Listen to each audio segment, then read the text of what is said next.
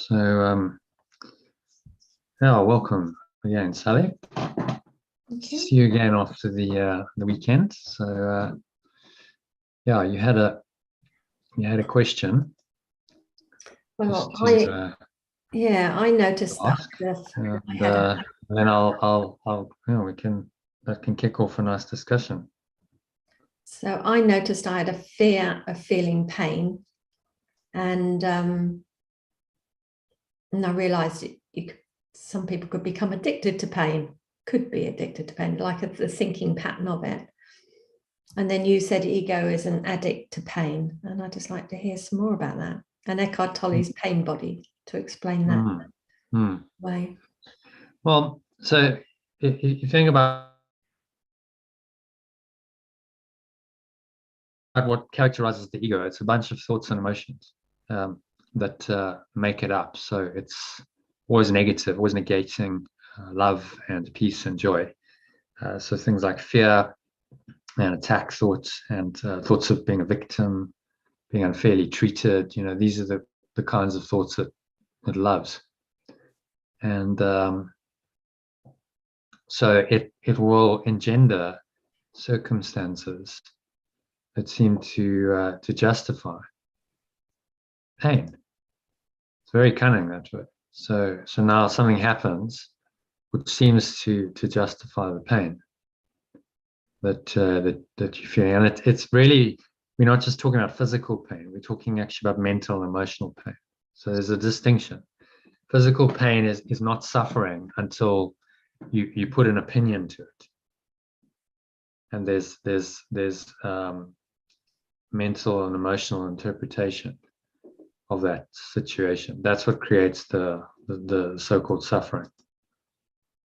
So what Eckhart Tolle talks about is the pain body is really that mental and emotional suffering that the ego indulges in, and it enjoys that process. So as you say, some people are addicted to pain. That pain body is strong means they need to feed it often. So they have to create situations in their life which give them the justification for feeding those kinds of thoughts and for feeling those kinds of thoughts and emotions. Does that make sense? So it's projection, perception. They're caught up in that loop, and because the ego is very ingenious, it's going to keep projecting and creating situations that then justify these painful thoughts and emotions. And so then you observe these patterns in some people. They're the one who always seems to get sick, or they're the one who always seems to be unfairly treated. This becomes kind of their default pattern, and they get addicted to it. This because it's their identity. So it gives them some sense of identity. Well, this is who I am. I'm a victim. I'm a sick person. And the pain body it always wants this pain body, this wanting to be wounded mentally, emotionally, and then the physical follows that. Is what the pain body is. So it's another word for it is ego. It's a belief in separation. But I think it can be a useful idea to consider, because it's not just thought, it's actually feeling. Pain body is all about feeling. So it's all about emotions. So if you know anyone, we all do know people like this who really, I just feel everything so deeply, and I feel your pain. And these are often people with a strong pain body who actually want to feel that pain. They like nothing more than to have situations that then allow them to feel that pain, whether it's their own pain or someone else's pain. But they actually want to experience pain, and they keep setting up situations that justify it.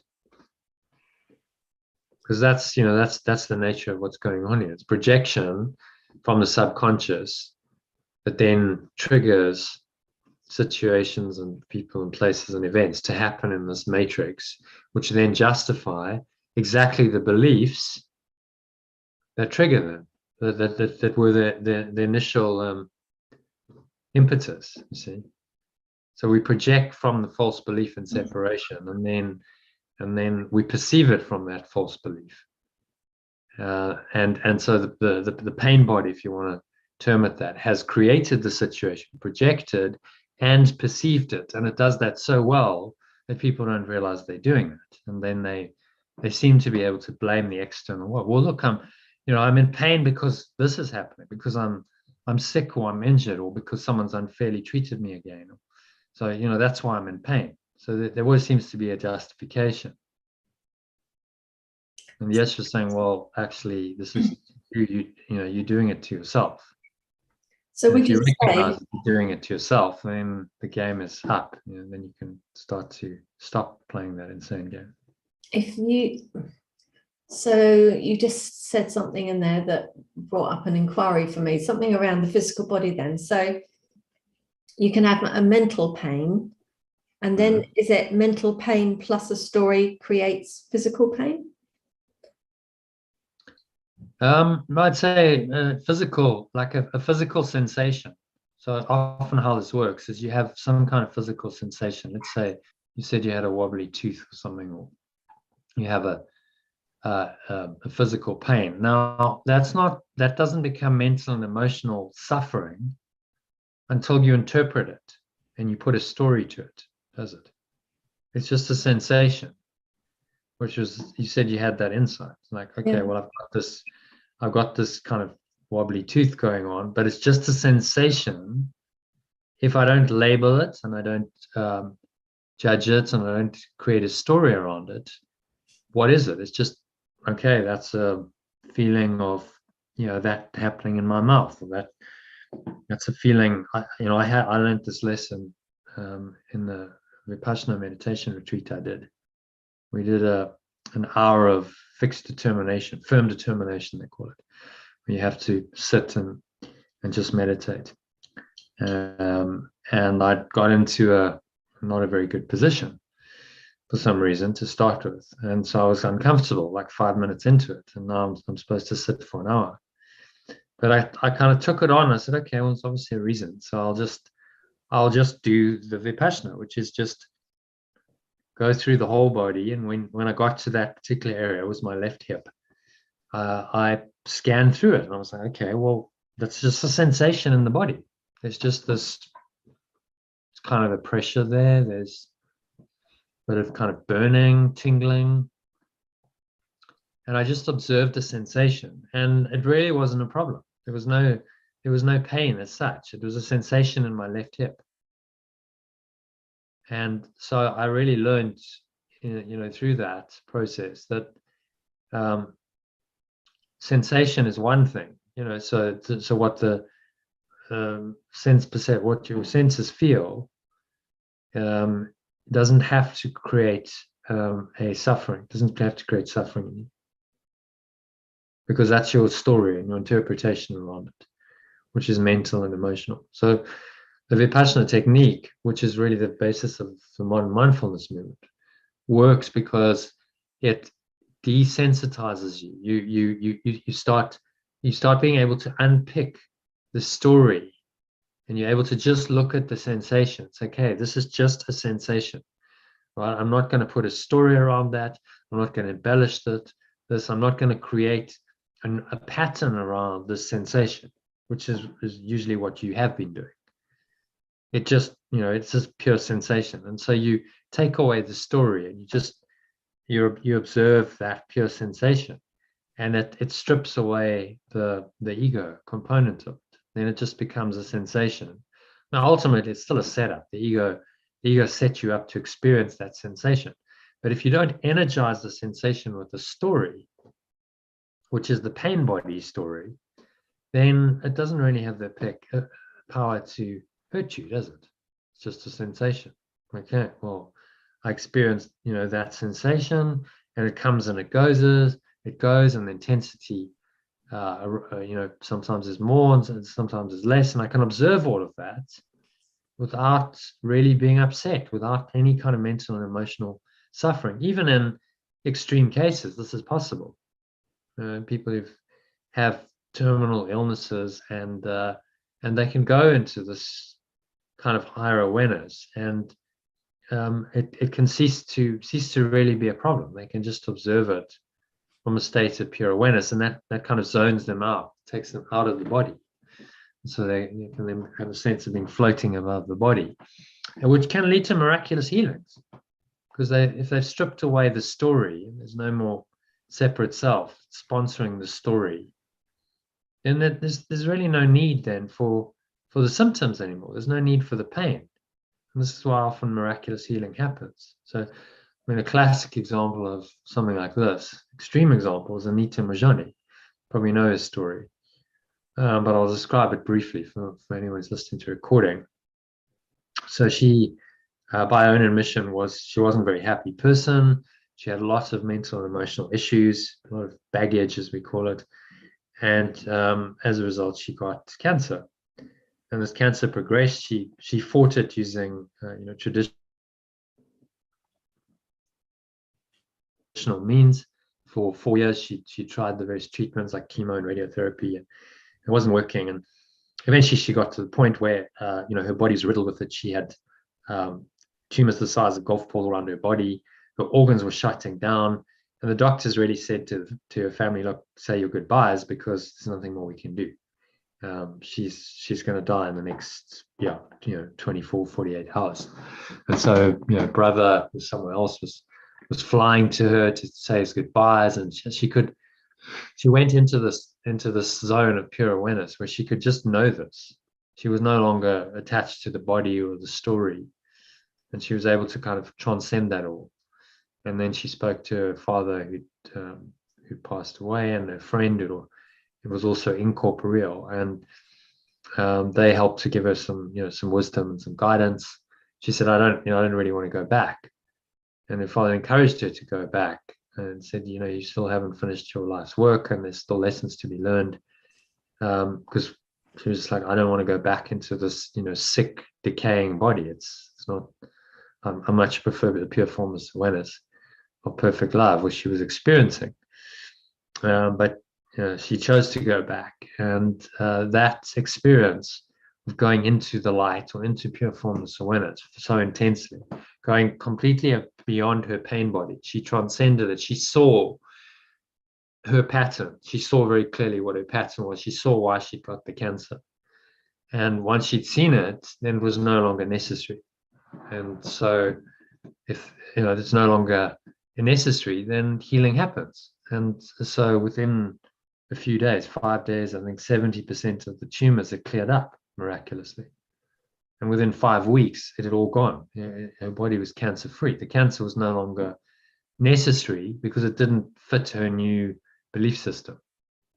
She'd raised her mental, emotional, spiritual, you could call it, energy up to a point where that pain body was no longer necessary and required. And so the illness, which is a manifestation of that deep-seated attachment to a separate self and the pain body, disappeared as well, because it was no longer required. So this is how miraculous healings work. It's not really miraculous if you understand the laws of mind, because you just had a fundamental change of mind. Mind is primary. Mind is fundamental, which modern allopathic medicine doesn't understand. So you fundamentally change your mind. You change the entire mental and emotional energy field which you operate in, because we then are like in this mental emotional energy field that's all mind energy, and so the body sits within that field. The body is created by that field, so then it's profoundly affected. This is why instant healings and so on are possible, because the mind is shifted, and the body is nothing more than a projection of the mind. So then the body follows suit. The body also shifts, and then a healing can happen. But it's always directed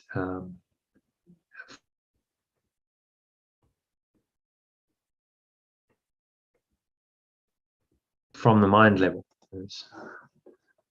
Show you this diagram again in this context. It's quite useful. It leads us nicely into today's reading and teaching, because it's all about what is the body. So integral model gives us a kind of a map of this, very useful model, this, to understand that there's an individual and a behavioral. So individual and collective on the one axis, interior and exterior on the other. So there's an individual side to everything that happens here. So whatever performance outcome you can see. So you're sick, Anita Mojani, she's got cancer and she's dying.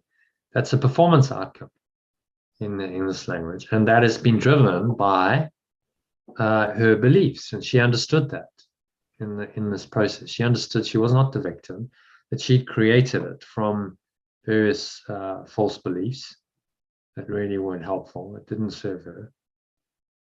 And so she made the connection. And once that connection is made, that's when true healing starts happening, because you change your mind, so you change your intentions, which creates the behavior. Does that make sense? Yeah. And of course, what happens on behavior, the behavioral level, will feed back into an intentional level. So there's a feedback mechanism. Yeah, what came to me today was I was trying to figure out what was going on with the teeth every now and again. Not a lot, but just every now and again. And so I let go of the need to understand it. And I forgave and let go of what is at the root cause of my wobbly teeth. And I let it go now. And that felt, it was a really strong energy around me, like a really strong, determined, all-inclusive feeling of deep forgiveness and total letting go of the unknown issue, knowing it's a fabrication of my mind, not real in any way, causing me pain and discomfort, and that I was doing this to me, that I was hurting myself for no known reason. And I let this go, and I chose peace and love instead, and reminded myself that I'd done nothing wrong, that demands punishment only in my mind. So I let the thought go that I need to create this pain, this discomfort of carrying this probably for years, and I chose peace instead, or I choose peace instead. And then I realized I've got the power to be well because it's just a choice, and that I choose this, I created it, I chose it, and I can unchoose it, and that I'm free of any discomfort, and I can give myself healing because it's my truth that all is well. And what I noticed from that self-exploration was that I'd been feeling separate from my teeth. And now I feel, having done the forgiveness, I feel joined and loving and healed with that illusionary part of my body. But it kind of made sense to me. And it was a really strong energy around me while I was processing it. It's like it taken hold of me rather than it was me thinking it out. It was just an insight that was ready to come to me. Yeah, so it's an entity, a power, a force that it certainly has a presence, it has a power, and you can sense it. And that's the Holy Spirit. You can't ever see it, but you can see its effects. See its effects can be quite dramatic. On a level of form, you can see its effects. Did the condition clear up after you've done this? Yeah. These two teeth that had been wobbly had felt like they were higher than any of the other teeth, and now they feel level with the other teeth. There's no discomfort. I haven't wobbled them to see if they wobble, but I've got a feeling they're certainly less wobbly, if not more. But I just feel like it's a little gift. All these little adventures we have are little gifts, aren't they, of learning? I could see that these teeth weren't a problem. They weren't hurting or anything, but it was my story about it that was lurking, like, oh, they shouldn't be wobbling at your age. Yeah. So then there's a story attached to Sally and the body identity and the age, and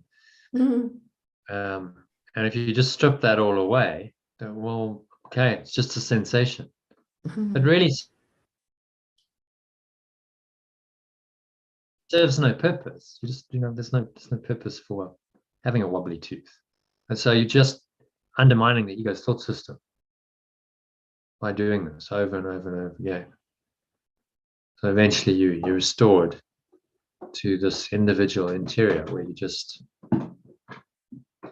perfectly okay, you're at peace, nothing faces you, even if you've got a condition, just really doesn't bother you. So you look at some of the enlightened sages. Romano was quite interesting because he actually died of cancer, believe it or not. Some people are like, well, how can a guru die of cancer? Because for him, that was his way out. That was the way, he was going to transcend the body. So he didn't resist it and say, oh, this is a bad thing. I need to heal this.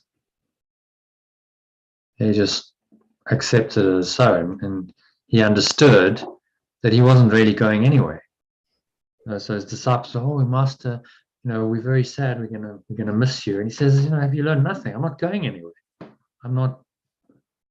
I'm just going to be incorporeal, but I always have been. My essence hasn't really changed. But my thought on that was maybe he was teaching others through having that experience. It wasn't a bother to him, but others could see that he'd got this diagnosis of cancer. So they were able to learn through his body, through his experience, if you know what I mean. Yeah, absolutely. So you can teach others through your own experience, and if you tapped into the oneness, then you understand that that's really your only function here is to wake up yourself first, and then help others awaken as well. So you can use all of your experiences for the highest good of everyone. I mean, take Yeshua's life. Look at his experiences. The crucifixion, comes to mind. I mean, what an experience to share with us. He shared that with everyone since then, because it's a very helpful learning device. Crucifixion is a very useful learning device, and so he's used it for teaching purposes, to teach us by demonstration that this isn't real. It doesn't matter what happens on the level of form, as egregiously bad as it seems to be, whatever the ego can make up, and the crucifixion pretty much takes the cake as to the worst sort of thing that could happen to an individual person, certainly in Yeshua's time. But it doesn't matter, because his mind remains at peace, his mind remains rooted in the Father, and he's not faced. And so he's teaching us forgiveness. It was a master. The crucifixion was a master lesson in forgiveness. Now, of course, it's been misinterpreted. Most Christians and people don't see it as that. They say, oh, well, he died for our sins. But there is no sin. His teaching was there is no sin. So how can he have died for our sins? And that had been his intention. If his whole teaching was, no, there is no sin. So they got the wrong end of the stick, because they were still too attached to the egoic way of thinking. And so they misinterpreted the crucifixion, and they couldn't really learn the great lessons there. For those who have the eyes to see, there's a tremendously profound lesson. Okay, so any other thoughts on that? No. Does that sort of answer the question? And the answers are never linear, because the questions aren't linear. So we go around. It's an exploration. But I think this integral model is really useful to remember that it's always a projection. The internal and the external, interior and exterior, are always connected. Can't just disconnect them and say, oh, well, that's what modern science has done, is it's tried to disconnect us from this domain of the intentional and the cultural. So, okay, well, this is something separate. You can measure this, and it's got various rules, and they try and understand the world mechanistically. and say, okay, well, these are the rules, these are the objective laws. It started with Newton's laws. And so we're going to map out the universe in this objective way. These are the objective laws of nature. And that idea perpetuates to everything. It extends to everything once you have that idea. So medicine, being an extension of that thought system of scientific materialism, is trying to say, well, these are the laws of medicine. These are external laws, they're fixed laws, there's nothing you can do about them. So therefore, you're bound by them. And therefore your sickness is real, and that sickness gives you an individual identity. And so it's just about remembering that this is the picture. Why we keep coming back to internal and external, individual, collective, understanding this, because you can then understand whatever situation you've got. So you had a tooth, or get even sicker, cancer. Cancer in Anita Moorjani's case, she understood that it was an observed behavior and a performance outcome that was inevitable given her belief system, because her belief system was so toxic and false. It was inevitable that she was going to get cancer or something like it, and she saw that very clearly. And she realized, I don't have to keep believing that. The body will heal itself if I just get my mind in order. So primary healing should always be interior, individual interior. If you can do some healing, do the healing there, then that radiates out into the other levels, the external level, the behavioral level, and the systems level, inevitably. So miraculous healing is always inside out. It's working at the intentional level first, and then the behavior follows. Whereas magic healing works the other way. Magic healing says you have a seeming problem, so let's address the problem at the level of the problem. You have a problem with your teeth, so go see a dentist and get it sorted out. This is conventional thinking, which completely inverts the cause-effect relationship. You see how important it is? Because if this has caused your suffering, or I'm suffering because of my tooth, or because of my cancer, or because of whatever, I'm no longer in charge. I've given away my power to an illusory self that I've constructed that's telling me that there's something outside of me. It's more powerful than my mind. And that's the basic delusion. So come back to the pain body. The pain body survives as long as you think that there are things that are outside of your control that now trigger it. As long as you don't realize that actually I'm doing this to myself, the ego is safe.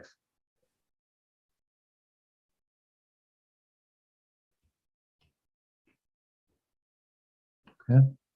Yeah. So just another way of looking at the same principles already. Inside, outside, pain body just being another way of understanding this. What is the pain body? The pain body is not physical. The pain body is a belief in a psychological entity that is addicted to pain. That's what the pain body is. So the pain body would sit here in the intentional domain and then create situations in the behavioral domain that express it. Okay, so any other thoughts on that? Otherwise, let's have a dive into today's quote and then the lesson. So you want to read that? Should I make it a bit bigger? Yeah, just a wee bit bigger. Just a wee bit. Okay, so where are we? It's over here, isn't it? Okay. There we go. Okay. God is our refuge and strength, a very present help in trouble. Therefore will not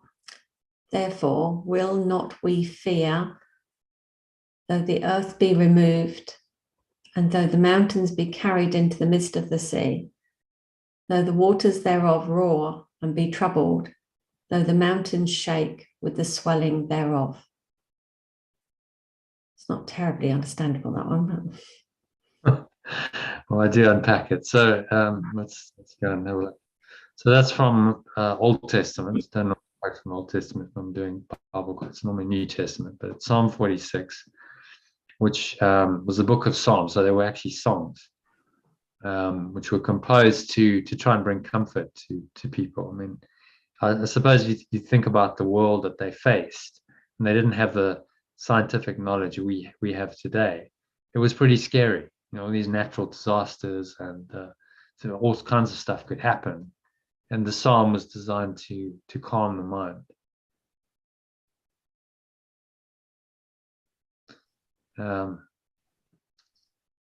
But as I say, for the quote to make proper sense to you, bring you genuine peace of mind, no matter what troubles you seem to be facing in life right now, it's important to remember firstly that God isn't an entity or being outside yourself, but your own loving awareness. And so there's no external force that's going to punish you or save you. It's your own loving awareness, number one. And secondly, the troubles this awareness will help you to face serenely are not limited to the consequences of physical disasters, because that's what the quote is specifying, talking about things like earthquakes and tsunamis and violent acts of God. They actually called in insurance terms, they call them acts of God. So talk about a misinterpretation of what God is. Like God would do that. God would create an earthquake. It creates all suffering. It's quite stunning, isn't it, that they use that term when No. It's just amazing that that's It's a total misinterpretation of what God is. Well, they're just saying unforeseen things that can't be explained. So they're really using God for their own purposes. Yeah, exactly. God becomes a conceptual God rather than what's real, which is your true awareness, which everyone has. Becomes a made up conceptual illusion that now seems to be quite fearful and quite vengeful. Because if you think this world is real and that God created it, then God must be a psychopath to create such a disaster. And it's quite funny, isn't it? Blaming God. Oh no, we can't pay you back on your insurance because that was a act of God. Yeah. Ridiculous, isn't it? No one Yeah. can take God to court and say, well, did you or didn't you do that? The insurance company can just say, act of God. Can't pay you. Yeah, because it's convenient. Because we need something to blame. Actually, act of ego. What's set up the whole scenario that we see as a physical world is the ego, which is the belief in separation. Come back to our oft looked at diagram, sent into hell. So it's the super ego, isn't it? It's just the master belief in separation. That's the problem.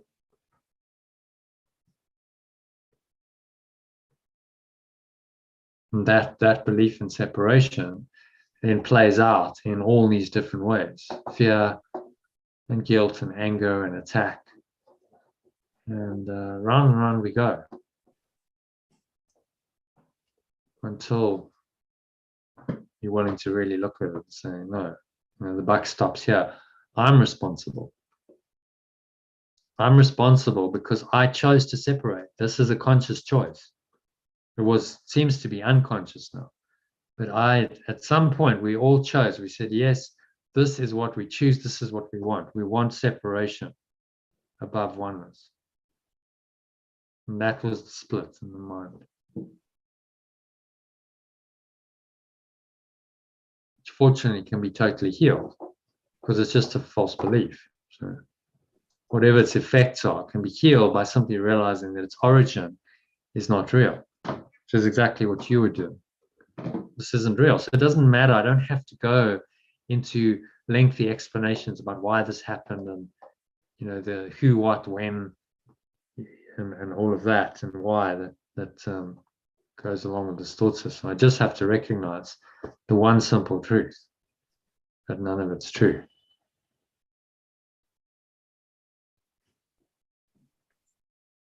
So it's totally unreal. And therein lies the healing of anything.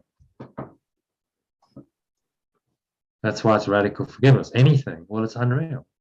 And so if it's unreal, it's never really happened. And it doesn't warrant any further negative thoughts and emotions.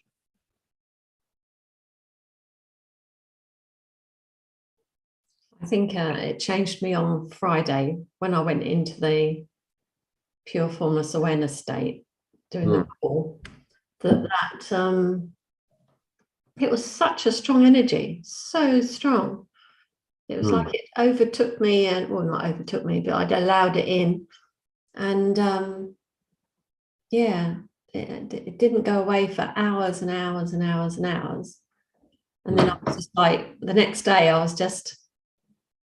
didn't want to function. I just sat in the energy, and it's been interesting. Every time you show this picture, it was like, oh yeah, this oneness. Yeah, I'm getting there one day. And then to be in it on Friday, it was like, oh, it really is nothing. It really is nothing here, and everything all at the same time.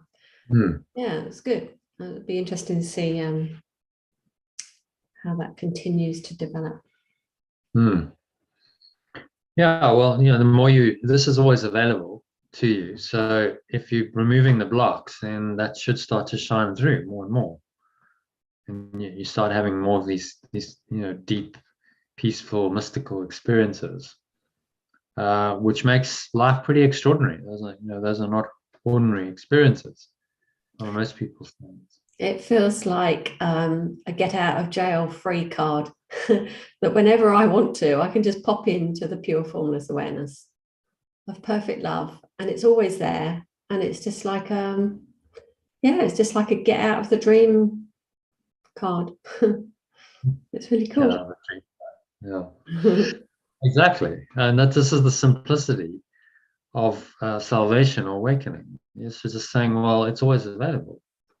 And at any point in the dream, whatever seems to have happened, the Holy Spirit is there to reinterpret the situation for you and tell you that it's not true. So if it's not true, why are you valuing it? Why are you making it real and important? You just don't need to. It's so simple almost that the more you do this, sometimes go, but it's actually, we've got this whole big book and all these lessons and this huge text to teach a very, very simple idea. So simple, right? None of it's true and none of it's real. And it doesn't matter what seems to be going on here. There's no hierarchy of illusions. It's an illusion is an illusion is an illusion. It could be it's a very big, seemingly scary illusion, a little illusion. Whatever happens, it's the same.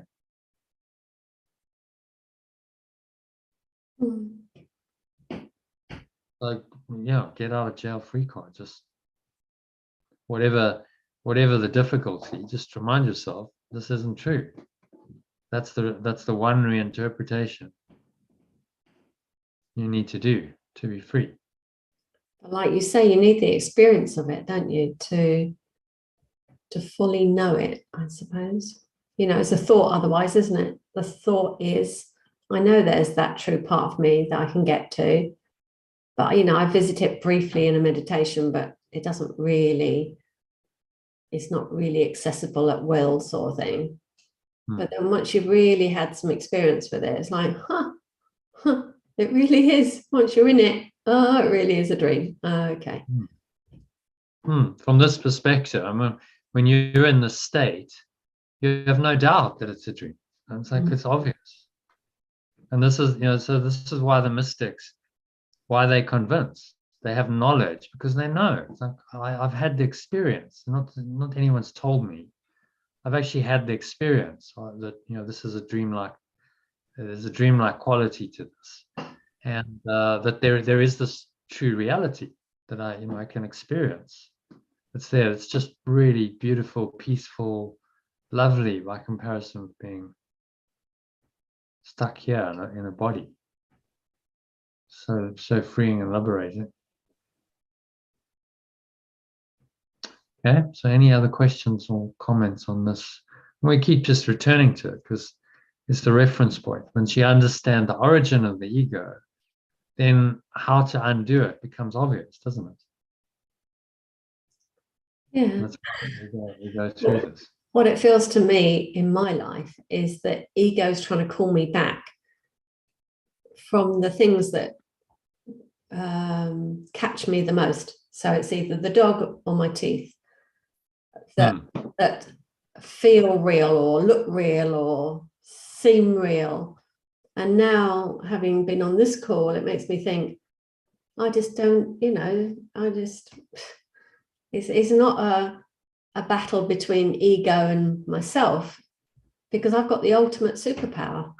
So ego can't touch it. So yeah, all right, I don't mind playing in the illusion with teeth and dogs, but it can't do anything to me. It's harmless. It's a harmless illusion. And then you become invulnerable, which is the subject of today's lesson. God is my refuge and security in every situation, because that truth is always there. That power is always there. So it doesn't matter what's happening on the level of form in the dream. You just able to reinterpret it and transcend it in your own experience and awareness. So nothing can touch you. You above the battleground, as Yeshua puts it. And so even if there's a physical component, maybe your physical body is supposedly sick, like Romanas was, he got cancer. He really is not concerned about it. It's not important to him. So how can you not be concerned about your own body? Because he disidentified from it. He's like, this isn't me. Just a bit of meat walking around, which now I've attached my identity to. Unfortunately, I don't need to keep doing that. Yeah, like you say, it's not giving the ego any power. It's not feeding it. Just ignore it. Yeah, and then it disempowers it, doesn't it? Then it just drifts away, and those stories are not attached, and it's easier. So the ego is going to want to pull you back into pain, because pain makes the story of it real, the idea of separation real. It justifies the thoughts and emotions that feed it, so it's addicted to it. If you disciplined with this thought system, you just keep going back to the Holy Spirit and referencing the experience back to oneness, because the Holy Spirit just is the intermediary part of oneness that's just reminding you.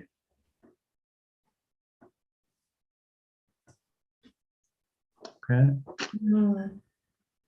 And then it just becomes experiential. You see why a lot of the mystics and saints and avatars, they really don't, they don't bother with anything other than the briefest of verbal teaching sometimes. It's not interested in really writing books, and because just an experience. They just get it. It's like, well, in that pure formless awareness, you know that it's true. There's no doubt in your mind that it's true. So does it really matter if anyone else knows that or not? It doesn't really matter. You'll do your bit to, help people to awaken to the truth. But and it's as you say, deeply empowering. Well, I have a superpower with me, and I can use it at any point. And And so Yeshua says, when you start realizing this, you realize that this is your whole way out. You have the key here to your ultimate freedom and liberation from all of it, all pain, all suffering, all sickness, all death. Cannot withstand this power.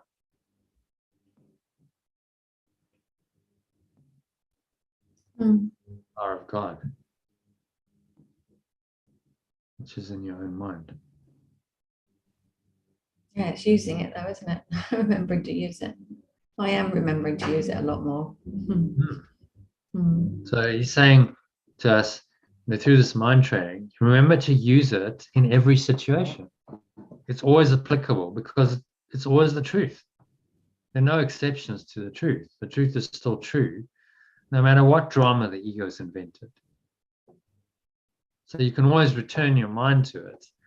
And then the ego is going to tell you, oh, but then you're not going to be able to operate and function because, I help you. Forget this Holy Spirit nonsense because I help you survive in the dream world. It's like it's telling you that story. You need me. That's not true. Because actually the Holy Spirit can reinterpret everything in the dream world beautifully. And just inspire you to do what needs to be done on the level of form. So you're now tapping into inspiration rather than motivation. And inspiration comes from the spirit and comes from pure formless awareness directly. And the motivation comes from the ego. You want to achieve an objective in order to be happier. So we'll go into this again. We've looked at all this before, but this is all part of the teaching today. Okay, so you want to read from number 3, therefore to help you get maximum benefit from the quote.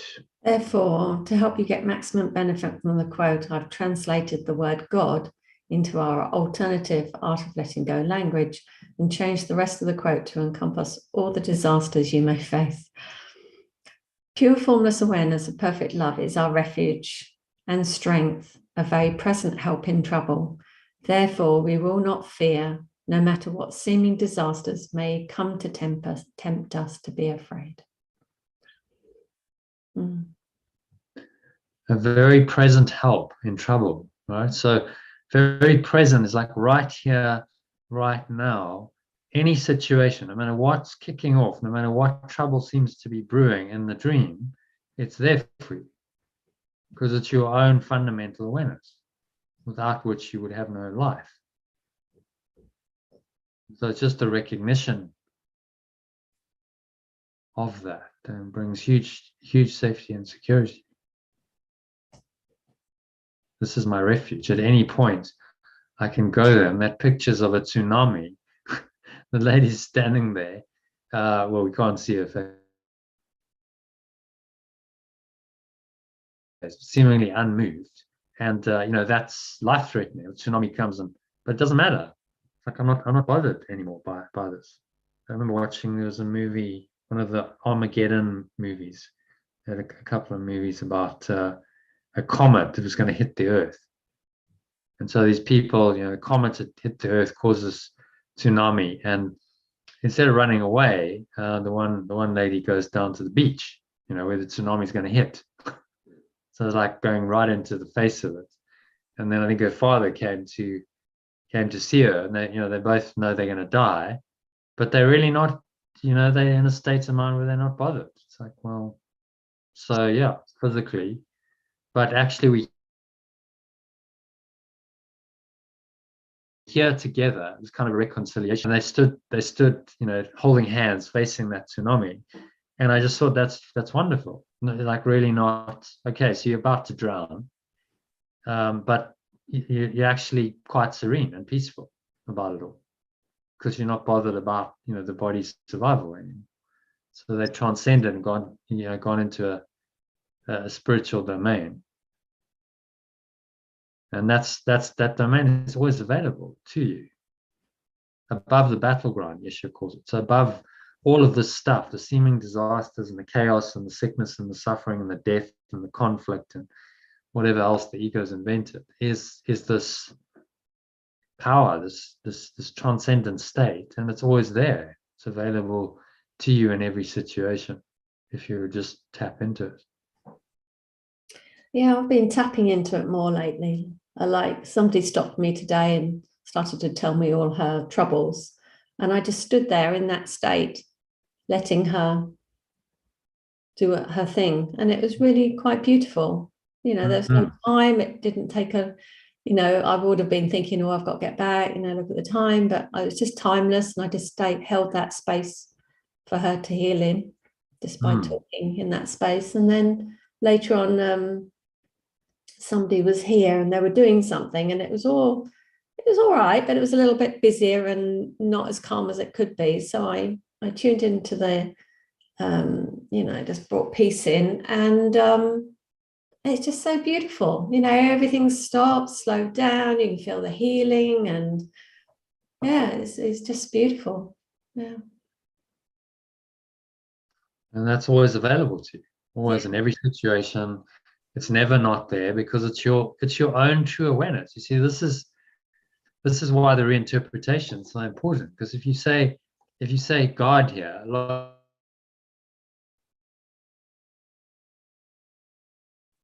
of people would read that and it will be a bit like that God somewhere is our refuge and strength.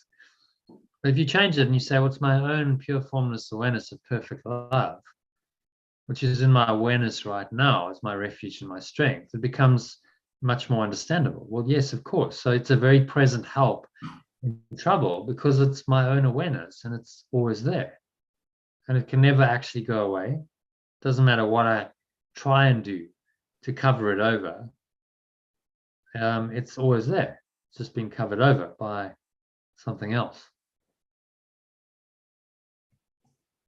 Yeah, it's a handy tool, isn't it? Because wherever you go, you've got it.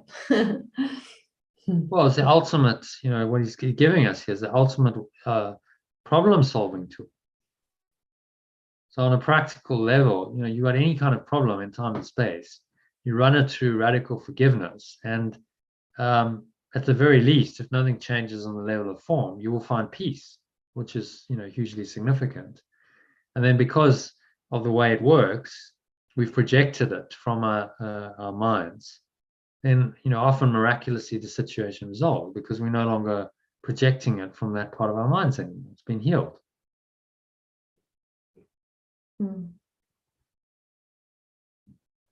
So it's so extraordinary, really. Just such a simple tool, such a simple idea therefore to help us.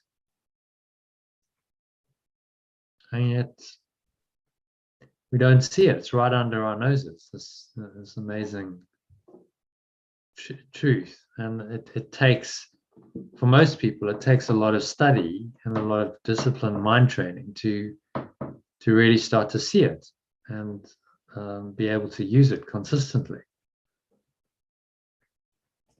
Yeah. Yeah, it's taken me a long while to get to this point. Well, I mean, not so long, actually. I mean, what's 5 months in the grand scheme of your whole life? It's not that long. I suppose it's your whole life is your journey up to this point. But once you decide, if you make a decision, which you have, okay, I want this, I'm willing to give my time and my energy, my effort to this, to learning this thought system, then your progress can be quite quick, because it's not actually complicated. It's not actually difficult. It's a very simple truth that he's giving us.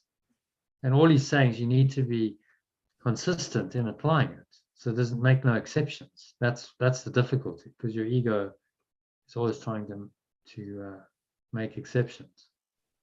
I've just realized every time you say it is a simple truth, a little voice inside of me goes, no, it's not. So I'm going to let go of my resistance to believing it is simple.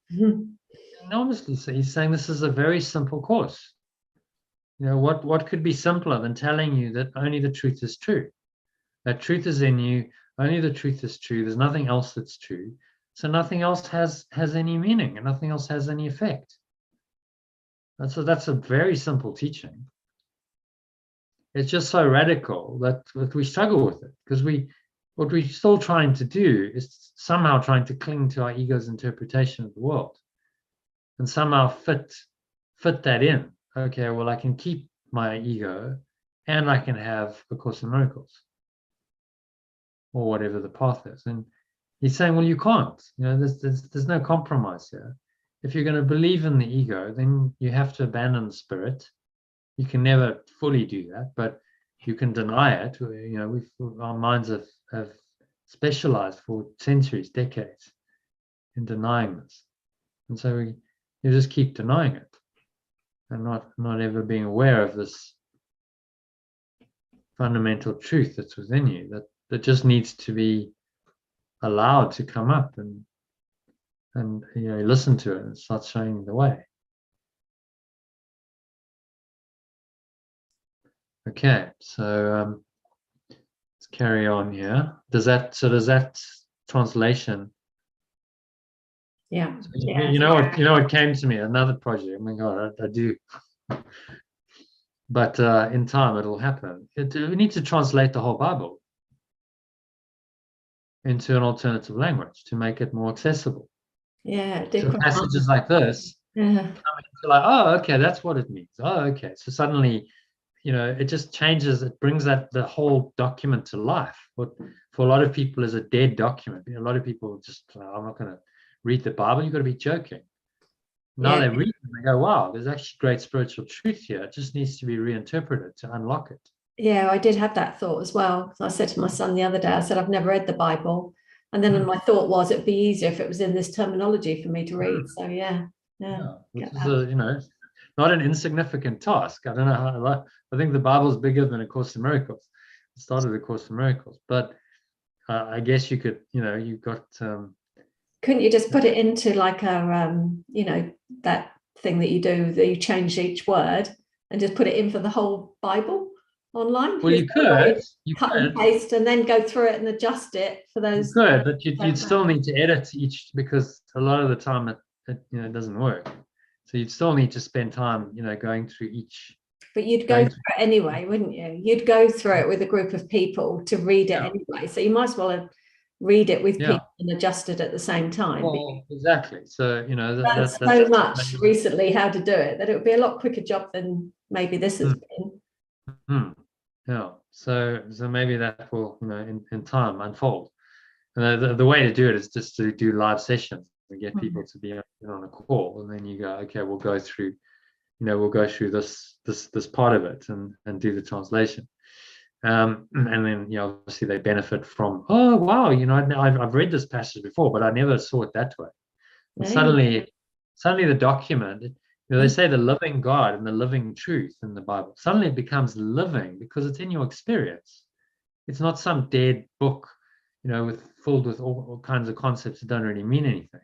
It actually comes alive in your mind. You go, wow, this can actually help me in my daily life to experience more love, more peace, more joy, more happiness, to just be a much happier person, and ultimately to transcend all of this. So that's suddenly it becomes the living truth and very powerful. And it's just changing the language, just change the words, because the words are just pointers. What flashes through my mind is at school, when you're teaching children, if you're in a Church of England school, be able to translate it into modern terminology that makes sense to the kids. That would be, I could imagine that happening, that being helpful. Well, and suddenly what then would happen is that the religious instruction wouldn't just be a history lesson. It would actually be a study of consciousness, which is sorely missing in schools. You need to actually make children aware that this is foundational, this is primary. Who are you? Who's studying this? Why is that not the foundational topic in every school curriculum? Well, what is the consciousness or awareness that is actually learning and studying here? And that just never gets looked at in conventional education. That's completely overlooked. So it's bizarre. I mean, we're studying all these facts and figures, but who are you? Who is the student? Who's studying it? And also, why are we studying it? You see, but it opens a whole can of worms, doesn't it? Well, why are we studying it? Why do we need to know all these facts and figures? If it's all illusion, why are we learning this? So that's where the ultimate inquiry will lead you to non-dual truth. Kind of leads to the undoing of the whole formal education system. Why are we pumping our kids all full of all kinds of facts and figures that are not true, and they're ultimately going to have to let them go. But then you've also got to weigh in, bear in mind that okay, they have to kind of function in a world that operates that way, but not exclusively. Oh, looks like we have some rain. Give me a moment, Sally, because I'm home alone. There's stuff on the line, so it's going to get wet. Go. Yeah. Take a 2-minute break. Yeah. And I'll just go and do the necessary off the line, because otherwise it's going to get very wet.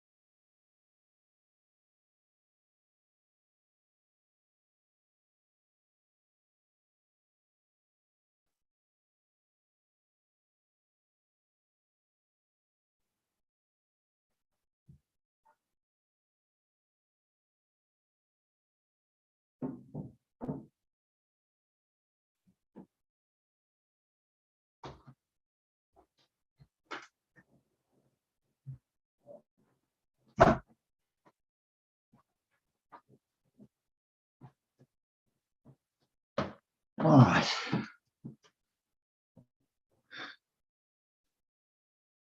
You there, Sally?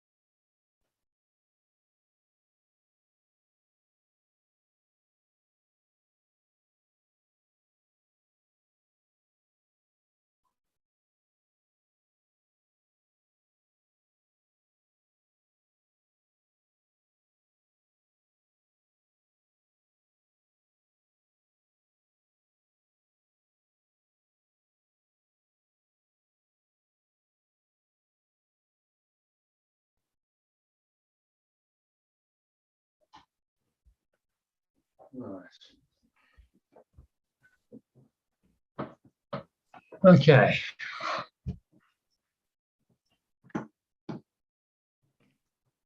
Turning to matters of time and space. So let's continue. Where were we? I'm going to read. Pure formless awareness of perfect love, by definition, transcends and so keeps you safe from whatever happens on the level of form, which is this universe and world and time and space. On the other hand, the ego, which remember is just the belief in separation, believes in a condemnatory, wrathful, punitive God that made the universe and now condemns his or its own creations for their apparent sins, which are errors it judges as real, permanent, and therefore punishable through suffering and death. So we have a look here. This concept of a fearful, wrathful, vengeful God is essential, because who's going to punish you if you don't have that? Why would there be a false expectation of punishment appearing real if there's no super being, super God, universe, whatever you want to call it, something out there that's separate from you, that's going to punish you for your fundamental sin of destroying it? Now, that's just bizarre. When you look at that, you go, but that's totally twisted logic. If you've destroyed it, how can it then be there to punish you? Then you see the insanity and the ego's logic there. It's like crazy. Well, if you've destroyed it, then and you've really done that, then it's gone. So what are you fearing? There's nothing there to punish you.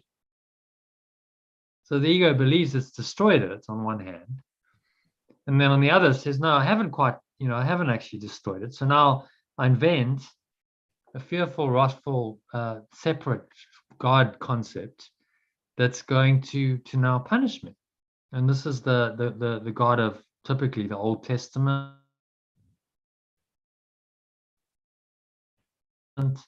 fire and brimstone, hell, and condemning, apparently a loving God, but condemning his or its own creations to suffer and to die. Well, this is not love at all. It's actually hatred and condemnation in thin disguise. Well, not even disguise most of the time. So you have to look at that and go, well, this is all wrong. I think this is what Yeshua did. I think he intuitively knew God was a God of love, but the God that was being shown to him through his religion, Judaism, was not a God of love, and he couldn't reconcile it. So he went into the desert and he meditated on this until he cracked it. And I think what he understood was that then the one must be false, right? You can't have a concept of an unconditionally loving God and a concept of a fearful, wrathful, vengeful God and make that the same God. They contradict each other. So one of them must be false. And then he took that to its logical conclusion and understood that if there's a false God, there's really a false idea, a false thought system. That's the false God. The ego has made all of this up as a replacement for God. And so he understood that it's just an idea in the mind. That's all it is in the end. It's a tiny mad idea of separation that has created an entire thought system and reality that is now substituted for the truth of pure formless awareness, of perfect oneness, which is the real God. And that insight then allows you to escape from the whole dream. Just one insight, understanding how it works. That's why this is so powerful. So it absolutely cracks the ego's whole thought system open. And you see actually how weak it is. It's based on one tiny mad idea of separation. It's not true, which you don't have to continue believing in. And then it's done for. And all it can try and do is use all of this and the body and your sense perceptions to try and confirm that all of this is true, which it will do with great skill, and it's going to keep trying. But if you don't buy it, if you refuse to, and you keep going back to the simple truth that none of this is true, none of it is real, none of it's ever really happened, then you're saved. Then you're awakened. So it's actually really, really simple. It's not a difficult. It's not a complex. Let's define our words carefully. It's not a complex process, but it can be very difficult if you are attached to your current interpretation of the world through the ego. Then it's extremely difficult for a lot of people to let go of all of this, because this has become their default belief system, and they've believed it for so long without question, that suddenly the teaching comes along and says, no, no, no, actually you must question every single belief, every single value that you hold dear. For a lot of people, that's way too radical an approach. They don't want to go there. They would rather stick with the existing belief and try and make the best of it than throw it all out and say, actually, I'm willing to just go into something entirely new and fresh and let all of this go as the really just bad idea it was, and it always has been. That's why it's called radical forgiveness, because it gets to the root of it, which is this one tiny mad idea of separation that then gives birth to all of these other delusions, like a fearful, wrathful, vengeful God, which we see in most traditional religions. That punitive God is very much there, or God of the Old Testament. And then Yeshua came along with another teaching, and the New Testament was different because he had a different conception of God. He understood that the old version, this wrathful, fearful, vengeful God, was not God at all. It was false. Okay, you want to continue? That should be obvious to... It should be obvious that a truly loving creator could not act in such an unloving way towards its own creation. So the ego's logic is spurious and cannot be believed at all. Your only real alternative to its false logic is the simple truth that God is only the pure formless awareness of perfect love, and that transcends all form. So doesn't know anything about any of the disasters and sins that seem to happen on the level of form, which is the simple truth Yeshua tells us very clearly in this quote from the Course in Miracles text. Pure formless awareness of perfect love does not know form. It cannot answer you in terms that have no meaning, and your true awareness cannot be satisfied with empty forms, made only to fill a gap that is not there. It is not this you want. Being gives no separate person and no separate thing the power to complete the extension of perfect love. What false belief in any projection can be called upon to give the extension of perfect love what it already has? Yeah, beautiful. And that's, I just gave the translation. So have a look at... there, it's from there. God knows not form. He cannot answer you in terms that have no meaning. Do you want to read the original? God knows not form. He cannot answer you in terms that have no meaning, and your will could not be satisfied with empty forms made but to fill a gap that is not there. It is not this you want. Creation gives no separate person and no separate thing the power to complete the Son of God. What idol can be called upon to give the Son of God what he already has? Yeah. There's the alternative. So again, it just the reason we do it is because it just brings that quote to life, in my view. It just gives it a life and a meaning and a depth. And otherwise, with the conventional, most people are going to overlook it and not not get the same understanding. So it's just a what he's saying here is that God doesn't know form. You asked me this question the other day. Remember? Yeah, I did. I suppose there's no form. Just to get this clear, yes, it is formless awareness. That means no form. And there's no like, oh, there's some form and some no form. No, it's it's either no form, it's either formless or form. Those are the choices. I asked because for my whole life, I've heard the quote that we are 99% space. And then I used to wonder, well, what's the 1% matter then, But there is no 1% matter. No, but I always used to wonder what that 1% was. Because the truth is, there's nothing there. They say 99% space. No. There's nothing there. It's all just thought, right? There's nothing physical. It doesn't actually exist. That's why Yeshua says the world does not exist, because it's just mind. It's all projection of the mind, which we call energy, which takes on these forms, which we call matter, that we can then perceive. But none of it's really there. It's all thought, projected thought. So you're living in a thought matrix. The universe begins to look more like a great thought than a great machine. A guy called James Jeans, who was a quantum physicist in the 1930s and 40s, said that. It's a great thought. So it's all thought. So all we're dealing with is thought. But if the sponsoring thought behind all of this projected thought is false, is not real, then all thought that has got projected out into this domain must be false. Do you see the logic? All of it. There's no form that then can be true, which is why God is pure, formless awareness, beyond the thought of form. That's why he's saying you've got to let this illusion go entirely in your mind, or not at all. If you hold on to one belief that it's real, then it's real for you. And that thought is going to enslave you into a body and into a world of time and space and form that is not actually what you want. Because the only thing that's really going to satisfy you is pure formless awareness of perfect love. Yeah. And now I had, I just choose these pictures because there you see the, lady looking very like smug in the ego. Well, I've got the, the fancy shoes, and I've got the car, and I've got the jet in the background, and aren't I just so special? But none of that's actually going to save you at all.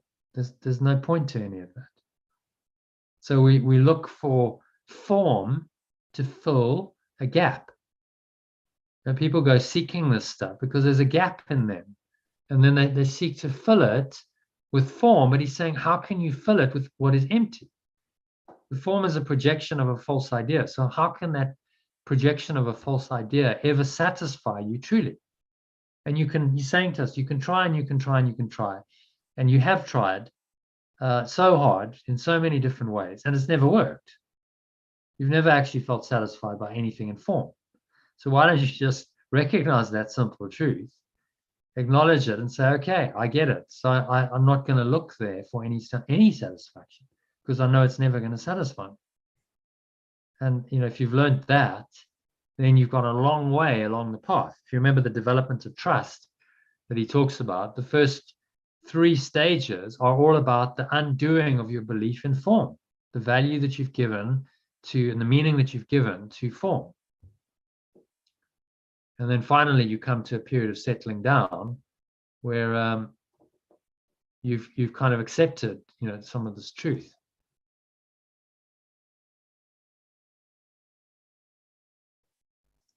Let's go development of trust quickly. Development of trust. So a period of undoing, right? You have to undo your belief in your current life circumstances and situation, and in all the importance that you've given it. So it's all about your relationship to and your perception of form. Second one, a period of sorting out. You must sort out what is helpful from what's not helpful. Again, it involves not valuing what is really valueless. Don't value things in your life, people, things, places, circumstances that are really valueless, which root you into the world of form. And number 3, period of relinquishment. Again, giving up, actually making a decision to give up the desirable, what we think of as desirable in this world. And that frees us to then only value what is true and real. And so then I've just drawn a parallel between this and Buddhism, because it's the same insight that these 2 spiritual masters had. So he's also giving us, want to carry on? He's also giving us the way out of all disasters. Yeah, he's also giving us the way out of all disasters and the suffering they seem to cause in this passage. Simply stop using the things, people, places, activities, and experiences this world has to offer, because they're all false and cannot ever satisfy the lacks you imagine, because you are already whole and complete. This is the same insight the Buddha had 500 years before Yeshua lived, which became the 2nd and 3rd noble truths of Buddhism. The desire or craving, tanha in Pali, causes all suffering, dukkha in Pali, And so the way out of suffering is to stop craving the things, people, places, activities, and experiences of this world. A very simple insight, isn't it? Again, simple truth that the Buddha saw. He said, stop desiring these things and you will be free. You will free the mind back into its original state of pure formless awareness, which he called nirvana. Well, it's exactly the same insight as Yeshua has here. He's saying, third stage, a period of relinquishment, where you must give up what you thought of as desirable. The first three stages, all about giving up what you thought is desirable. And so the truth is, if you're attached to this world and you have desires, then you make all of the disasters real as well. Desire is the tool of the ego to hook you into the dream, to keep you coming back for more pain and suffering.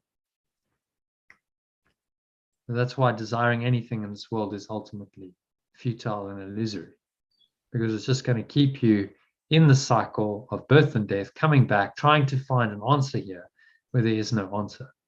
So I'm saying, are you making the connection between your desires and all the disasters you've ever experienced? Most people don't.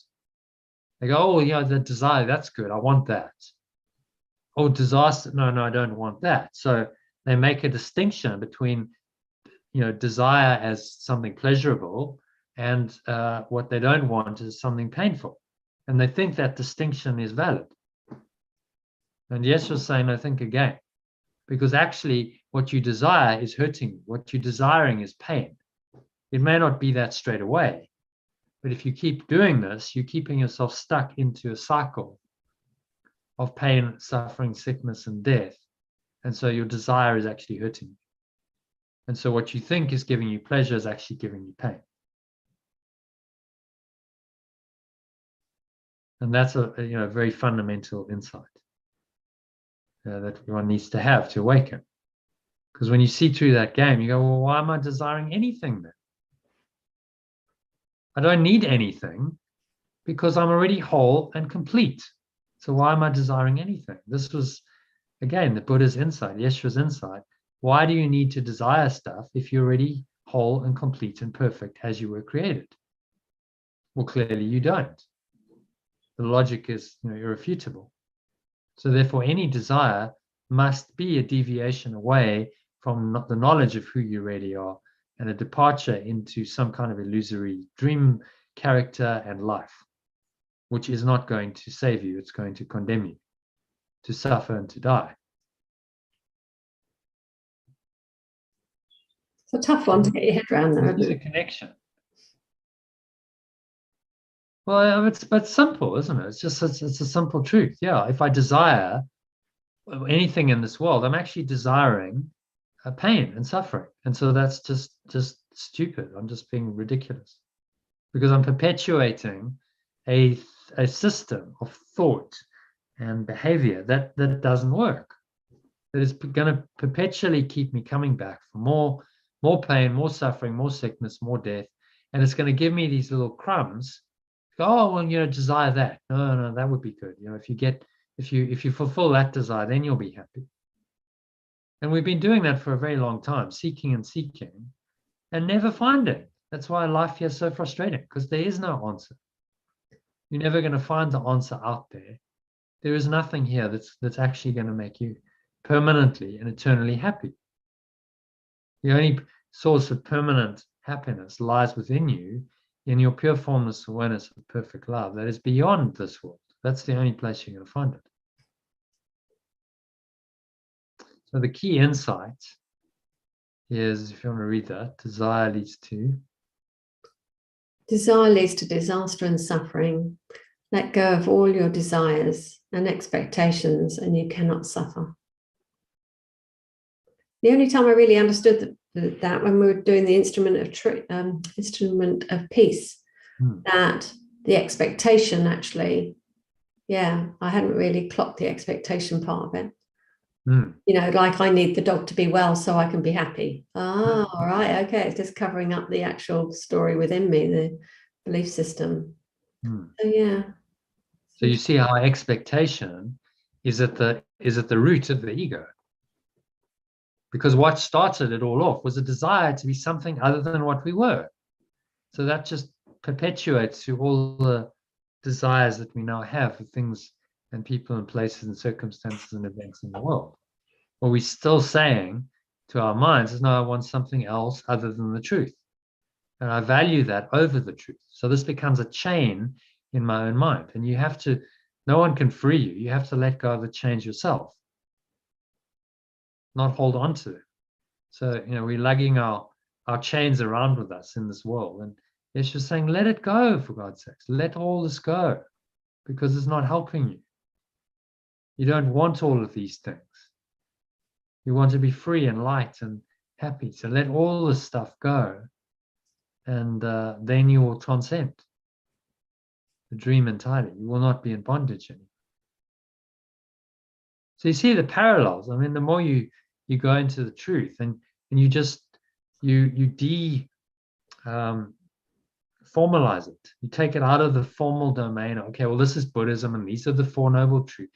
It's just an insight, right? There's some very simple insights that then got formalized and taught in religions. But actually, this is the very heart of Buddhism. And it's also the heart of what Yeshua is teaching. Desire leads to disaster and suffering. So let go of all your desires and expectations, and you cannot suffer. There's no desire and there's no expectation. Suffering is impossible. Do you see that? Because it only comes from an expectation that you have that reality should be some other way than what it is. And then there's a conflict between your expectation and how it is, and that creates pain and suffering. But without the expectation, we'll go, well, it just is what it is.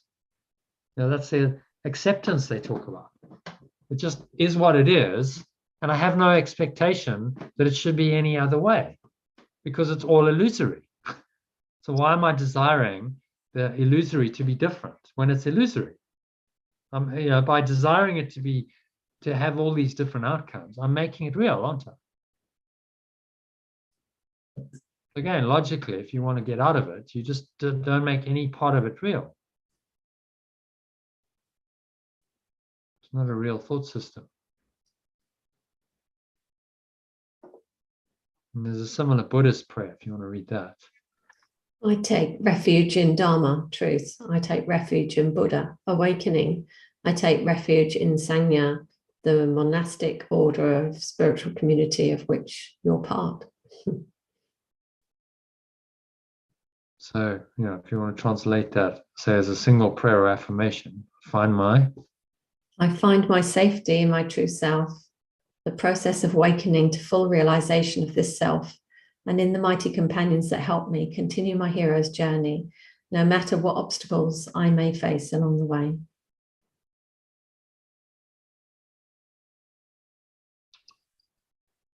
Well, makes sense. Yeah. So I find my safety in these three things, in the truth. Okay, I take refuge in the truth. When you do the Vipassana meditation, they make you say it 3 times. I take refuge in Sangha. You repeat it 3 times because you're saying for the next 10 days, this is going to be the source of my security, my safety. I'm taking refuge in all of this. But you can live your life this way because the truth is always there to help you. You're in a process of awakening, and you have a spiritual community. In the art of letting go, and other communities you're part of who share the same belief system. You are on the same path, on the hero's journey with you, helping you to awaken.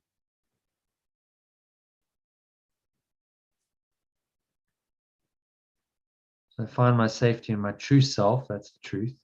The process of awakening to the full realization of the self, that's the Buddha awakening process. And the mighty companions that help me continue my hero's journey, no matter what obstacles I may face along the way.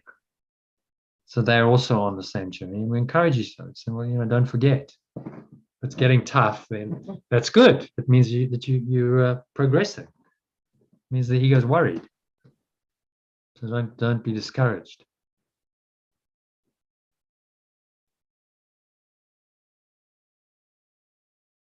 Okay, so then we go into a little practice. So just say this aloud to yourself.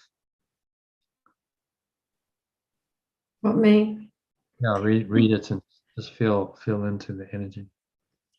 I find my safety in my true self, the process of awakening to full realization of this self, and in the mighty companions that help me continue my hero's journey no matter what obstacles I may face along the way. I find my safety in my true self, the process of awakening to full realization of this self, and in the mighty companions that help me continue my hero's journey no matter what obstacles I may face along the way. Yeah, it certainly helps having a community to come back to. It's just nice that this Zoom room is always open every day in the week. And although I know you're an illusion, it's a nice illusion to have something to bounce off from. Well, what's coming through is reality. So the form, the body is not real. It's just a useful vehicle to be able to communicate truth. But what's coming through then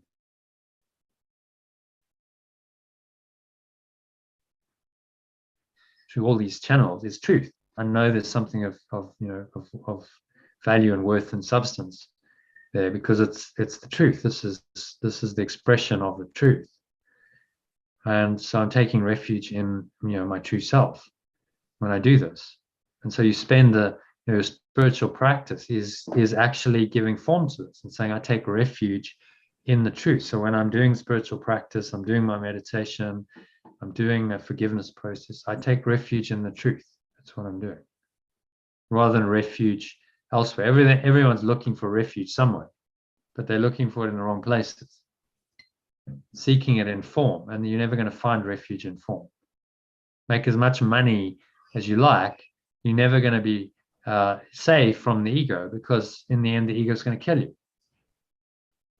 So your money can't save you from that. And I think everyone kind of knows that. Some level. So it doesn't matter how much, on the material level you accumulate and how much money you make, well, you're still subject to these laws of the ego if you believe in them. I think people take refuge in money and finances because they don't know any other options. Oh, well, it's part of the scientific materialist, worldview that, okay, well, on the physical level, if you have money, then that represents things that you can buy. Food, clothing, houses, this is going to keep you safe on the physical level. So money becomes the symbol of the material world and valuing that. And that's why Yeshua said, he said you can value God or mammon, as he called it, which was this false, the god of money and desiring things in the world.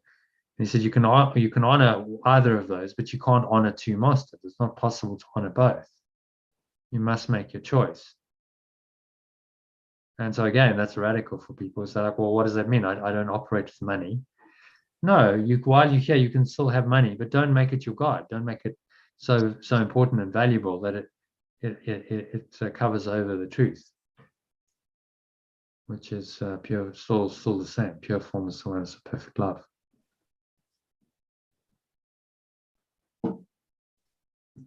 So again, if that phrase works for you, you can write that out, you can put that up on a wall, and you can use it every day. I find my safety. You can remind yourself, I find my safety in my true self, the process of awakening to full realization of the self, and the mighty companions that help me continue my hero's journey, no matter what obstacles I may face along the way.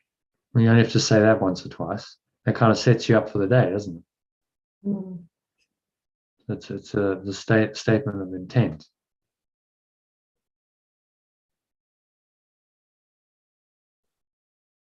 Okay. So if you read the last paragraph, and then we'll go into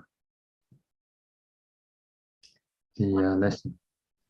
Why not say a few times to yourself now, whenever you do a breath break today, and notice how you feel afterwards? You'll probably find that any fearful thoughts drop away and you enter the state of pure formless awareness, even if it's only for a few seconds. But if not, persevere until you experience this, as the ego can't sustain against the power of this prayer. that draws on the wisdom of both the Buddhist and the authentic Christian spiritual paths, and the millions of dedicated initiates who have followed these paths to liberation over thousands of years. Your mighty companions aren't just those seemingly living in bodies. So that's also something. It's not just the people you can see. Oh, well, there's two of us on a Zoom call, and you've got mighty companions like Yeshua and Buddha and thousands, maybe millions of people who've walked these paths over thousands of years, who are with you. There was no one ever died. They're still with you right now, available to help you and guide you on this path that you've chosen to undertake, which is quite a very comforting thought. So that's why, you look at the hero's journey. There are these heroes and there are these mentors and guides all along the way. Have a look at the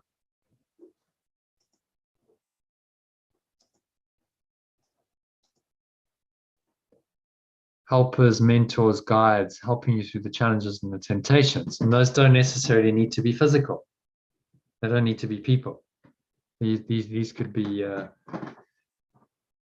incorporeal entities that have walked the path and they're trying to help you to walk the same path,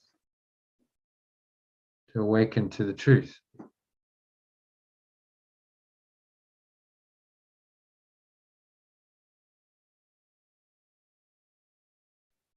Yeah, that's interesting. The idea of having non-physical helpers. Yeah, that's nice. Always. There's and then it takes a physical form sometimes because that's helpful. So in this instance, I have a body and I can speak to you and we can show up on Zoom calls, and so that's helpful. That's a helpful form in the dream world. If I didn't have a body and I couldn't speak, then it's on another level and maybe not as accessible and easy to hear. So that is working on different levels. Yeshua is up there in the ether. He's always there. If you can tune your mind into that level, then it's always available for you. That Christ consciousness is always there if you just tune into it. But when you start, it's maybe a bit harder. So, and you have helpers on the physical level that show up to help you to get more into it and go through the process you need to go through. Okay, so let's have a look at our lesson. So you said you had to go. Do you have to go in about 10, 15 minutes? Yeah, 20 minutes maybe, yeah. 20 minutes, okay. So do you want to do a meditation, or shall we do we've got a new section on what is the body? Yeah. Let's do the what is the body. You want to do what is the body? I thought you might. Into this. Not that I've listened to it. I've listened to it and I've read it over and over, but I'm not really sure if any of it's sunk in, but let's see. Okay. The body is a fence, right? The body is a fence the extension of perfect love imagines it has built to separate parts of itself from other parts. It is within this fence, this separated mind thinks it lives to die as it decays and crumbles. For within the fence, it thinks that it is safe from love. Identifying with its safety, it regards itself as what its safety is. How else could it be certain it remains within the body, keeping love outside? I love the idea of this. I love the idea that it's like a fence around the body. That really appeals to me. Yeah, a nice image, which until I read A Course in Miracles, no one had ever told me that. No. Most teachings are making the body real, aren't they? It's body, mind, and spirit. Body, mind, and soul. Body, mind, and spirit. And you've got to find a balance. You've got to harmonize it all. And that seems to be a very difficult task. And the truth is, it is, because it's impossible task. You're never going to harmonize the body with your true mind because they're at odds. The body is a projection of a false belief. And your true mind will reject that belief and know that you're not a body. So you can't accept the body and accept who you are. It's not possible. So finally, you got someone who's actually willing to tell us the truth and say, look, that's never going to work. Balancing body, mind, and soul. You've tried that for decades, millennia. Has it worked for you? No. Honestly, it hasn't worked for you. So just be willing to see the body for what it is, and you're free. That's the beauty of it. You see it correctly, and suddenly freedom comes. Okay, I'm not actually bound by this. It can be useful while I'm here. The body can do stuff. It can go places. It can be helpful. It can serve this plan of the at-one-ment. I can speak. I can write. I can teach. And so you start using the body for purposes that are helpful in the dream to minds that want to awaken, and that becomes your special function. But don't mistake it for who you are. Okay, you want to summarize number one quickly? Well, what was coming to me was that it thinks it's safe in a body, but it's so unsafe in a body, isn't it? It just feels so uncomfortable. Being separate, you're always open to attack or death or injury or whatever. So it's bizarre. It thinks it's safe. It is. It's totally insane. You're not safe in the body. In fact, the body makes you very vulnerable. You can't attack or be attacked unless you have a body. Sickness, suffering, death, it all seems to happen to bodies. Yeah, and then on top of that, no love, not true love, not real love. No, so special love is focused on the body. Look at how most relationships form, special relationships. If it's not a family relation, they're not born into it. So you choose your special love partner. Well, what's the basis? That's a nice body. Kind of like that body. Let's hang out with that body. Let's connect with that body. Let's insert one part of my body into the other body. It's bizarre. That's what we do. That's the human story, and it's all illusion. That level of so-called physical attraction is a complete illusion. There's no validity to it at all. Bringing two bodies together as intimately as that. It's the closest somebody in a physical body can get to the oneness, isn't it? Yeah, it's kind of it's a substitute. You can see what the ego is trying to do.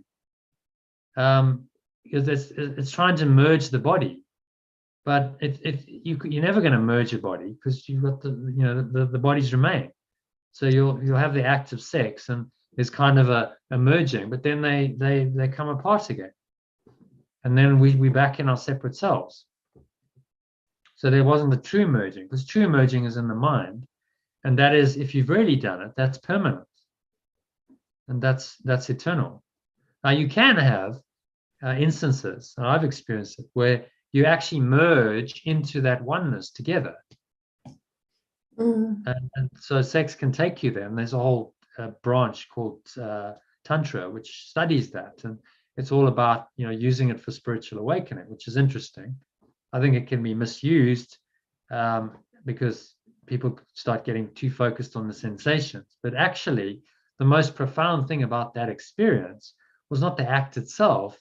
It was the oneness. It was just merging into that oneness and disappearing together into the void for a while.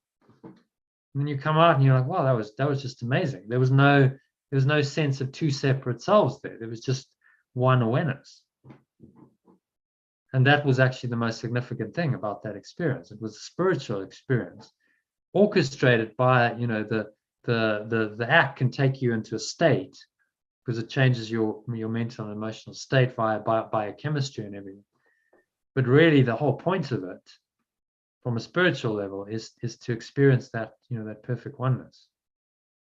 And the physical pleasure of the body is neither here nor there. But as soon as you become focused on the physical pleasure, then it just becomes another desire. Oh, I need that to satisfy me temporarily, and then the satisfaction is over, and then I'm left with craving again. And then it develops into another addiction. Oh, well, I need to do that again and again and again. Then, then people get addicted to it, looking for some kind of satisfaction in sex, and they're never going to find it. Just like anything else in this world. So, just the beauty of this, just understanding this. I mean, these 5 paragraphs, I mean, this just would heal all these delusions of the mind, all these addictions, sexual addictions, addictions to eating, drug addictions. If you really understand this, you go, just, okay, I get it. All of that's just delusion, and I can let it go. So they're simple words, said in 5 simple paragraphs, but enormously powerful. This will change your whole perspective on the body, just reading this and applying this into your life. Yeah. Okay, number 2. The body will not remain, yet this it sees as double safety. For the extension of perfect love's impermanence is proof its fences work and do the task its mind assigns to them. Why is it double safety? Okay, so the body will not remain, yet this it sees as double safety, because the extension of perfect love's impermanence is now proof its fences work. So it's giving us this illusion that our defenses and defenses, same thing, isn't it? Fences and defenses actually work and do the task its mind assigns to them. So the body becomes confirmation that actually the separation is true and real. And our impermanence is just another proof. So the first level of defense is yes, okay, there's a body which seemingly is separate from other bodies. Okay, first level defense. Very obviously to sense perception, to the ego, that seems to be obvious. Therefore, I must be separate because I have a separate body. Okay, so that's kind of the first safety for the ego. But the second one is that this impermanence, the body's impermanent, so it's not going to last. So it will decay and it will die. Oh, well, now that's another proof that its fences work and do the task its mind assigns to it. Okay. But if its oneness still remain untouched, who could attack and who could be attacked? Who could be victor and who could be its prey? So because the body is so impermanent and so fragile and prone to attack, therefore, again, we must be separate. And permanence, eternal life must not be true because the body clearly doesn't last forever and we are going to die.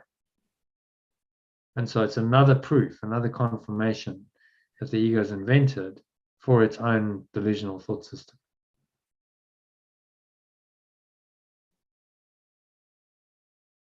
Okay? And you want to read that?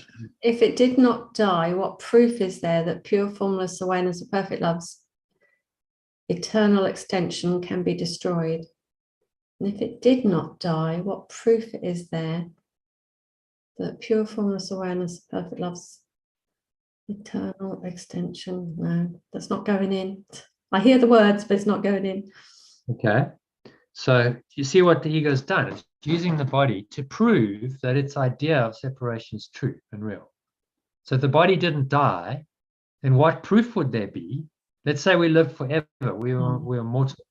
What proof would there be that actually we've destroyed perfect love? Because that's, remember, the ego's foundational belief. So the body proves to us that yes, we have actually destroyed eternal life and eternal love, and that now we can be destroyed because look, the body can die. And so it's been used by the mind to prove that its belief in separation is true and real. Okay. You see, it's a setup. Mm. Okay. He's just highlighting, saying this is how the ego misuses the body. But we can see it differently. We can reinterpret it and see the body as a very helpful vehicle for us temporarily to have an experience here, to learn the truth, to awaken. And then when we don't need the vehicle anymore, we just park it and that's it. We call that death, but nothing's really died. You just don't need use of the vehicle anymore. So it's a totally different way to look at it, isn't it?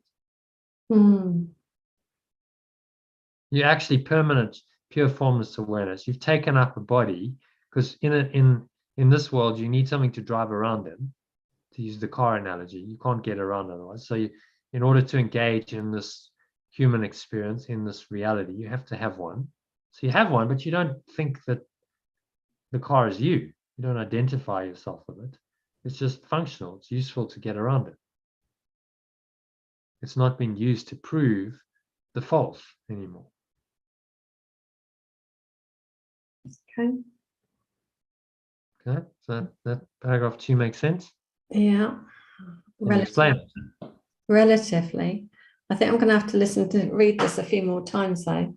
Well, Yeah. you've got nine more times to go. I know. So yeah, the body is proof that we are not pure formless awareness of perfect love. Okay. Very simple. It's just being used to prove the ego's case, and that the body shows that. Because the body is impermanent, it can die.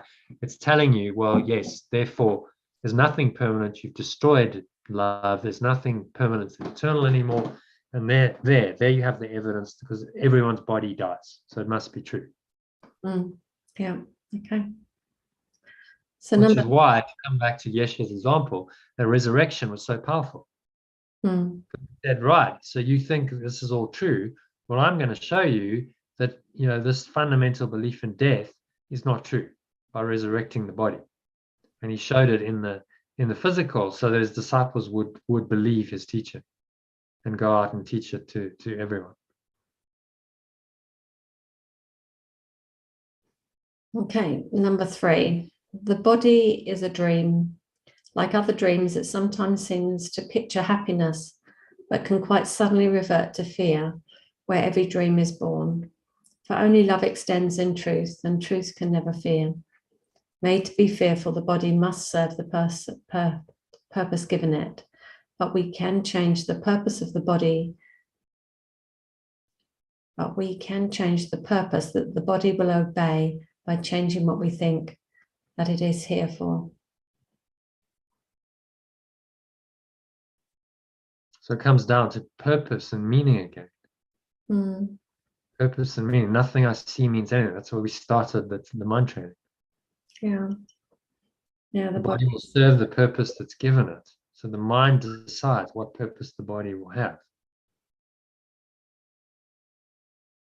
So we change the purpose that the body will obey by changing what we think that it is for. So instead of being used for sickness and to confirm separation, so then sickness and suffering and pain and death all seem to be justified, we now use it for the purpose of awakening. Yeah. And now the body can be very functional. It can serve us well. It can be healthy. It can be serve us incredibly well if we allow it to,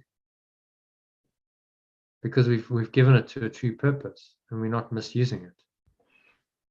Yeah, I get that one.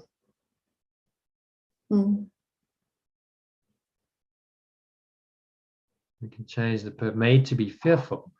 So what could be more fearful than coming into a body? You think you're a mind and you're born into this helpless little body as an infant, a baby, and you're completely powerless. You have no ability to take care of yourself, to look after yourself. You're completely at the mercy of this cruel world. What a setup. Why would you do that to yourself? This is all a dream of fear. I saw that very clearly when my son was born. I was like, what is actually going on here? And I did this. And I chose this. That's what it comes down to. Not someone else. I chose to come into a body and to put myself into this crazy position of now being helpless, certainly for the first few years of my life, and totally reliant on a couple of other people we call parents. That's not a wise decision. Really, not a good idea. When you could just have pure formless awareness of perfect love, why would you choose this instead? Which is kind of the whole point. That's what Yeshua's asking us to see through all of his teaching, and ultimately make another choice. Yeah, the Okay. body's for awakening. Yeah. And then it changes completely. It has a different purpose. And then the body will be healthy and functional because it's serving a true purpose. And sickness is not part of that purpose. Will it be healthy? Because is it not a learning tool? Is it not? It will show you when your mind is off track, so you can readjust it. Oh yeah, I suppose if once you're awake, you're a healthy body. Yeah. All right. Okay. I've talked it through with myself. Thanks. Be awake generally, but again, Ramana was an exception. His mind was healed, but his body was right at the end of his life.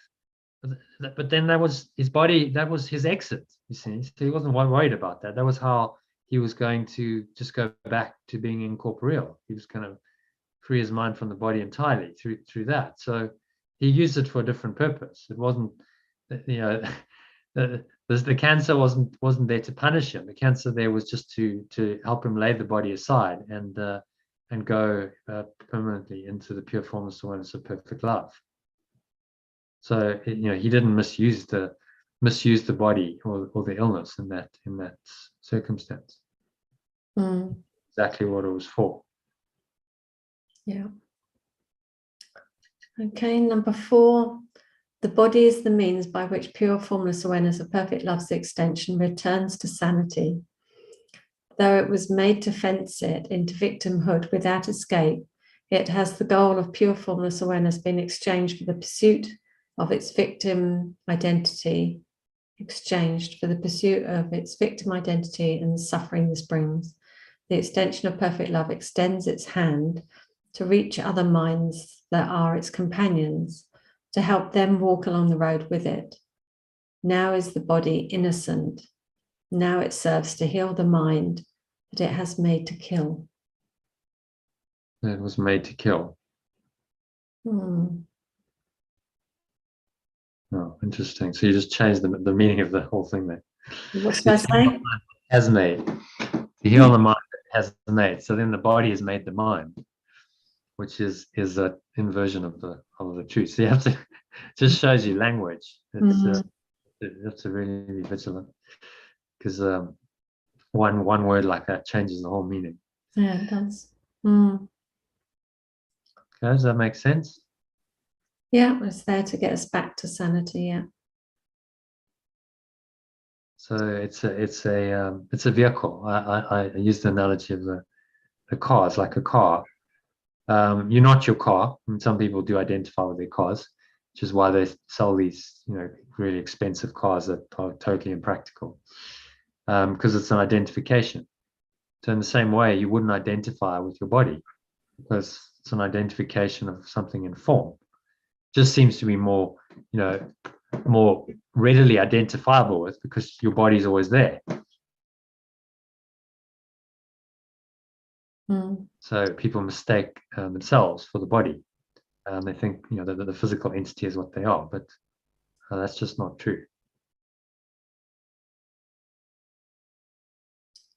Yeah. Can we do number 5 before I have to hop off? Yep. You will identify with what you think will make you safe. Whatever it may be, you will believe that it is one with you. Your safety lies in truth, not in lies. Love is your safety. Fear does not exist. Identify with love, and you are safe. Identify with love and you are home. Identify with love and find yourself. Yeah, that's a nice one, isn't that? Yeah, nice. Very nice. These inserts are powerful. I'm really enjoying them. Are you going to share this on the Telegram thing with the translation? I did already. Did you already? All right. It's in the. I posted it under the. I'll show you quickly. Under here. You go there. So there it is. From 261. Okay. Recordings. It's always Okay. under the slide. Yeah, have you got time to do the lesson itself? No, I've got to go now. Okay. All right. Thank you ever so much. I'm glad we did that. Great. Thanks ever so much. Namaste. I won't be here tomorrow. I'll No. go for Wednesday. I think will be the next day. Okay. All right. See you then. Bye. Namaste. Okay, so I'll just take you through the lesson, which is lesson 261. God is my refuge and security. And the alternative translated version, pure formless awareness of perfect love is my refuge and security. So it becomes pure formless awareness of perfect love. Just reminding yourself of that, and that changes the whole quote. So God is not something outside of you. It's your own deepest awareness, your own pure formless awareness, which is perfect love. So let's read paragraph 1. I will identify with what I think is refuge and security. I will behold myself where I perceive my strength and think I live within a citadel where I'm safe and cannot be attacked.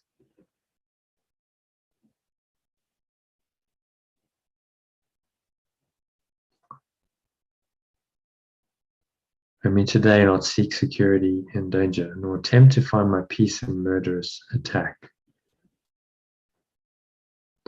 I live in pure formless awareness of perfect love. In it I find my refuge and my strength. In it is my identity.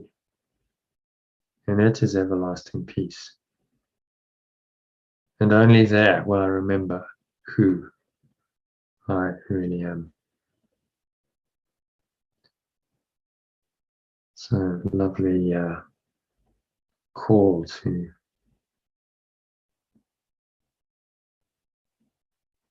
awaken there. Just dropping into the peace. Feel the peace around you.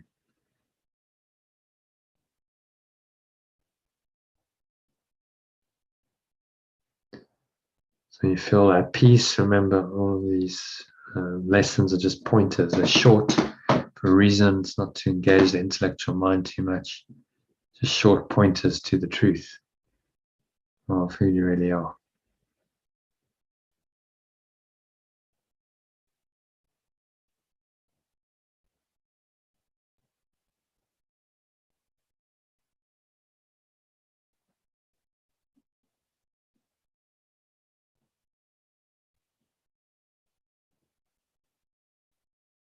So let me not seek.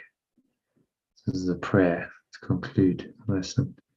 Let me not seek for false beliefs. Give me your mind an instruction. My source. I choose to come home to you today. I choose to be as you extend me. Find extension whom you extend as myself.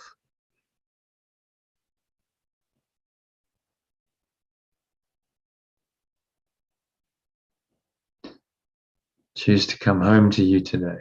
Choose to be as you extend me. Find the extension whom you extend as myself.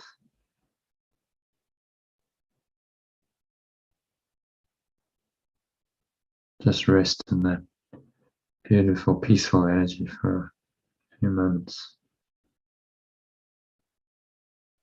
Come home into your true mind and go of all the false ideas and beliefs.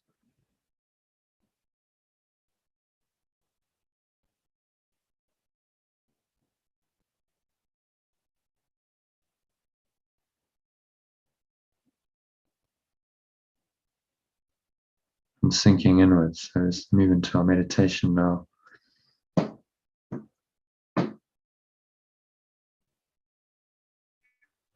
So just making yourself comfortable, sitting with your feet shoulder width apart, back straight, cup your hands in your lap, close your eyes. Start off with a nice deep breath in through the nose, breathing in through the nostrils, noticing how the stomach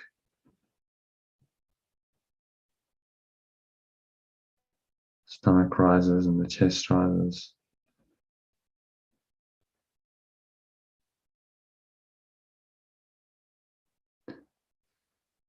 Clenching the sphincter muscles, you lock the energy in, draw the energy up your spine.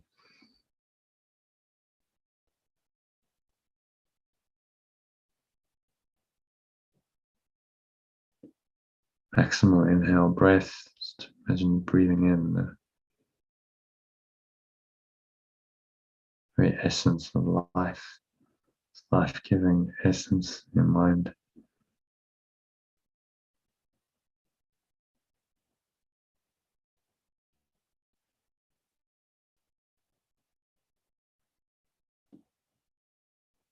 If there's any thoughts, any emotions, any sensations in your body need to be released, seem to be blocked to the awareness of love's presence that underlies it, become aware of them. Breathe in again, so spacious awareness flowing into every pore, every cell, your body, every part of your mind, every fiber of your being.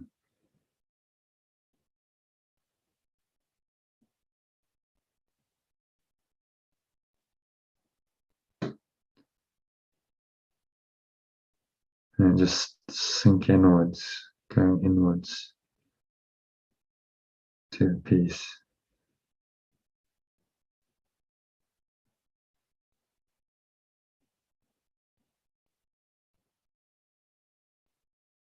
Exhale, gently blow out any of these difficulties like a black smoke out of your mouth.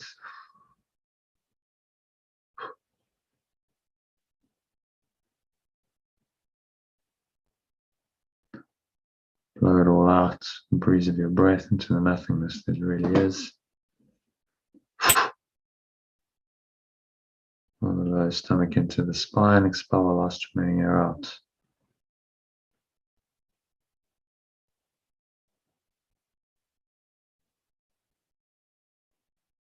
Just resting in this deep peace and stillness.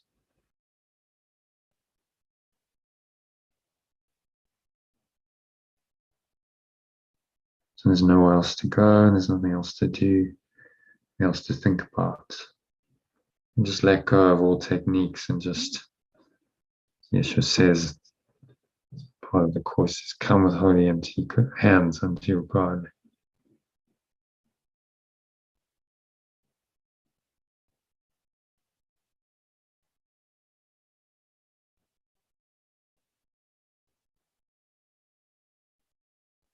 Now just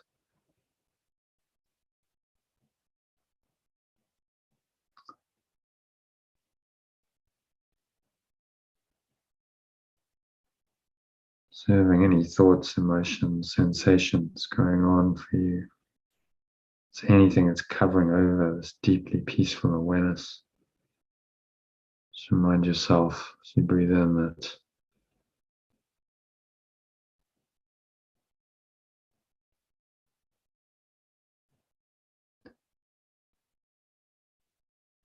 connect with this deeply peaceful awareness.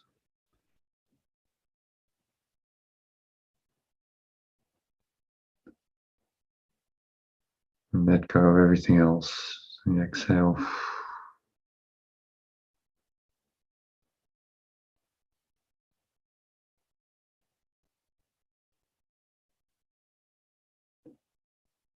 Sinking into the deep peace.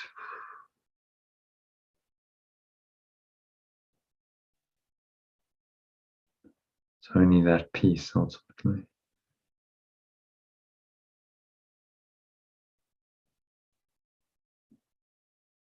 It's going deeper and deeper with each breath. Nothing else to go, nothing else to do, nothing else to think about. Breathe, relax, be still.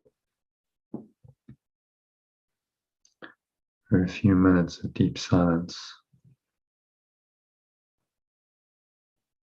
Observe the breath flowing in and out through your nostrils.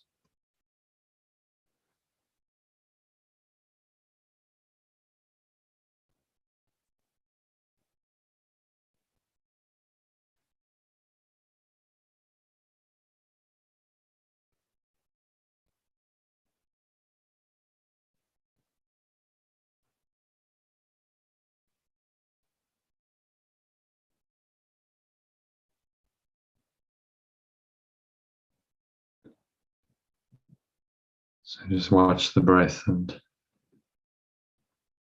be very still.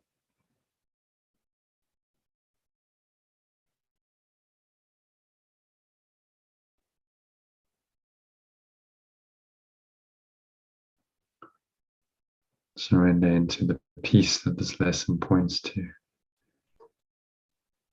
Observe the breath and listen to my words to help you to go deeper and deeper with each breath.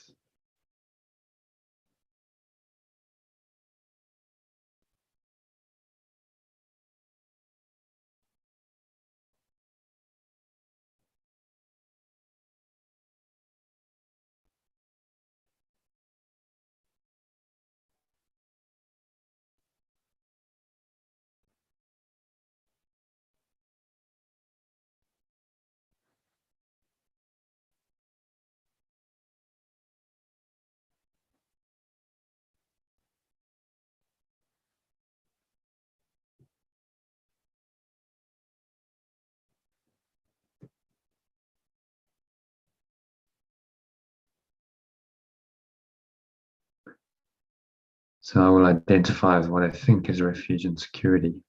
I will behold myself where I perceive my strength and think I live within the citadel where I'm safe and cannot be attacked. Let me today not seek security and danger, nor attempt to find my peace in murderous attack.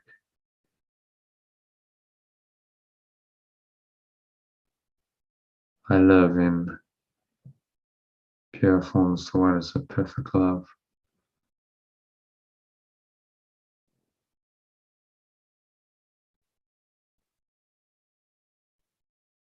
In it I find my refuge and my strength.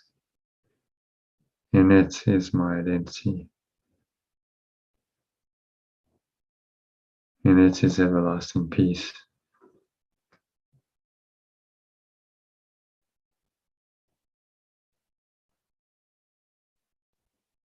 In it is everlasting peace. So connect to this peace,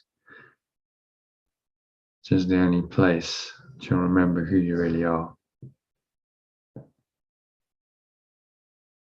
Surrender into this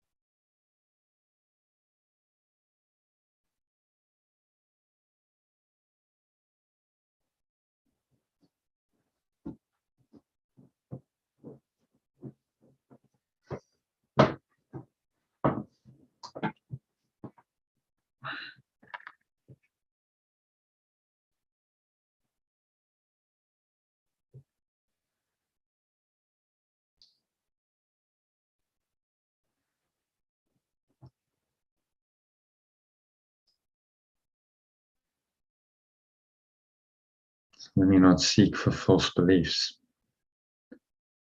My source, I choose to come home to you today.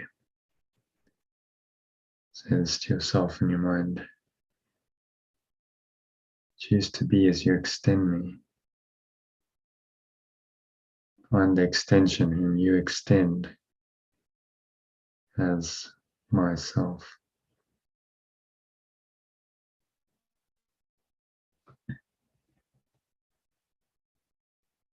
And so just sink into that peace and feel deep, pure, formless awareness enveloping you, engulfing you. You are it and it is you. So there's no separate self.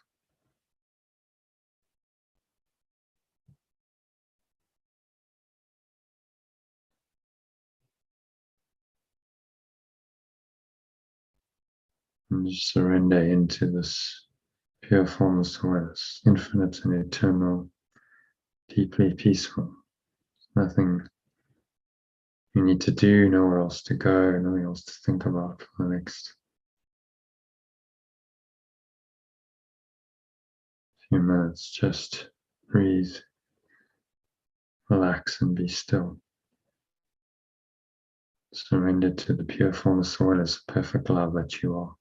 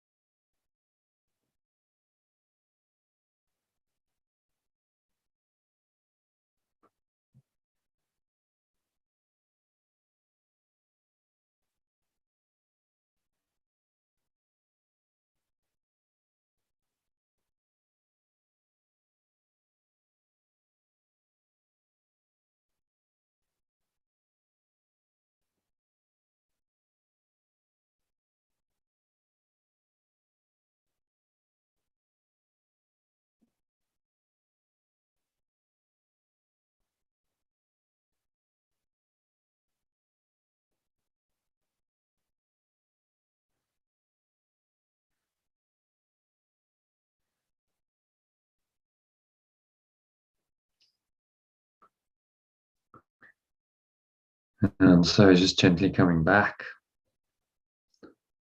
in this deep peace into an awareness of the body and the breath and the senses and the world. And on the count of three, you're going to open your eyes. So 1, just breathing in, noticing how the stomach rises and the chest rises, and the subtle flow of air in through the nostrils.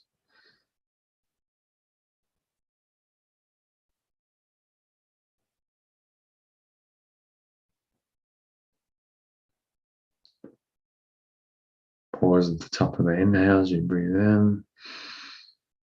Notice the air flowing in to the nostrils. Hold the breath briefly. Scan your mind.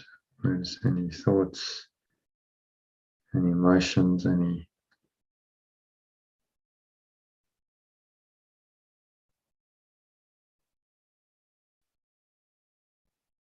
physical sensations. If there's anything that's at all disturbing, that's disturbing your peace in any way, just observe it casually and let it go with the breeze of your breath. So exhale, blow it away, the breeze of your breath into the nothingness that really is.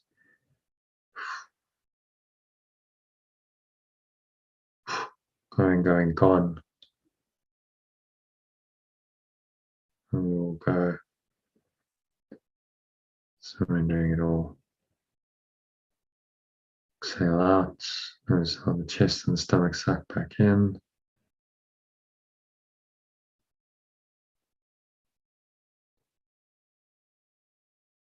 So notice how the air flows out of your mouth, the chest and the stomach suck back in. Feel the weight of your body pressing down into the chair, your feet touch the ground. At the count of 2, notice the weight of your body pressing down.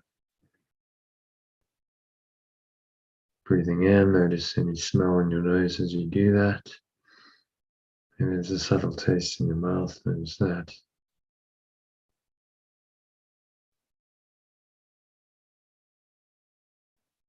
Just noticing all these things from this very still, calm and surrendered state.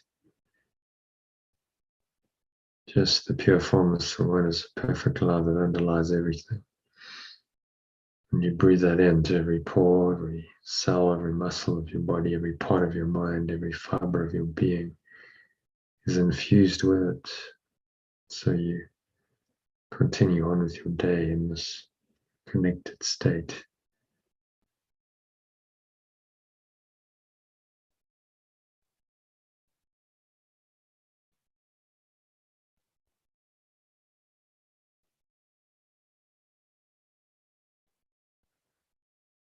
And so I'll just anchor the state in, noticing it's a very deep peace, underlies all sense perceptions. So it doesn't matter what you're perceiving with your senses, hearing, touching, tasting, smelling. This deeper peace, the underlying awareness of who you really are, true formless, pure formless awareness.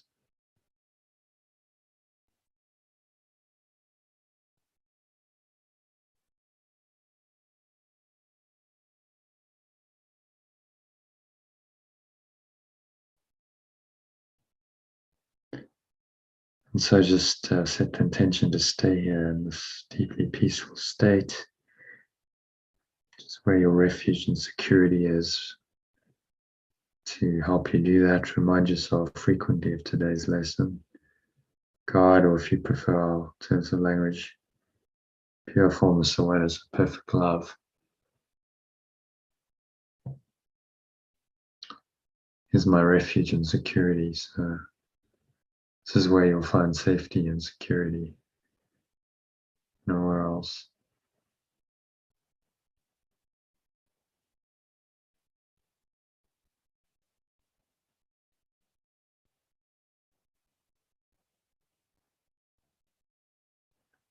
So you're just going to anchor the state in. You're going to use today's idea frequently if you need to bring you back. Just reconnect with this deep source of peace, which is your safety and your refuge. And do that frequently today. So ideally every hour, Yeshua recommends practice the lesson. And that'll just reconnect you with this deep peace and presence that hopefully you experienced in the last 20 minutes and over the whole session. So I've sent you a short breath break, 5-minute breath break you can listen to. It's going to help you to do that, or that's too long, there's a 1 minute. Do it in under a minute by following the instructions I've given in your text message for today and email, Peter in your email. So use those frequently today, and do listen to the longer recording. I'll send I've sent a 25-minute recording, so listen to that again today, sometime in the evening. And that should keep you connected to this place of deep peace and refuge. And so that's what I wish for you. Stay in this refuge, this deeply peaceful place, no matter what seems to be happening on the level of form. And then you learn the lesson that this presence of peace is always there with you, no matter what seems to happen.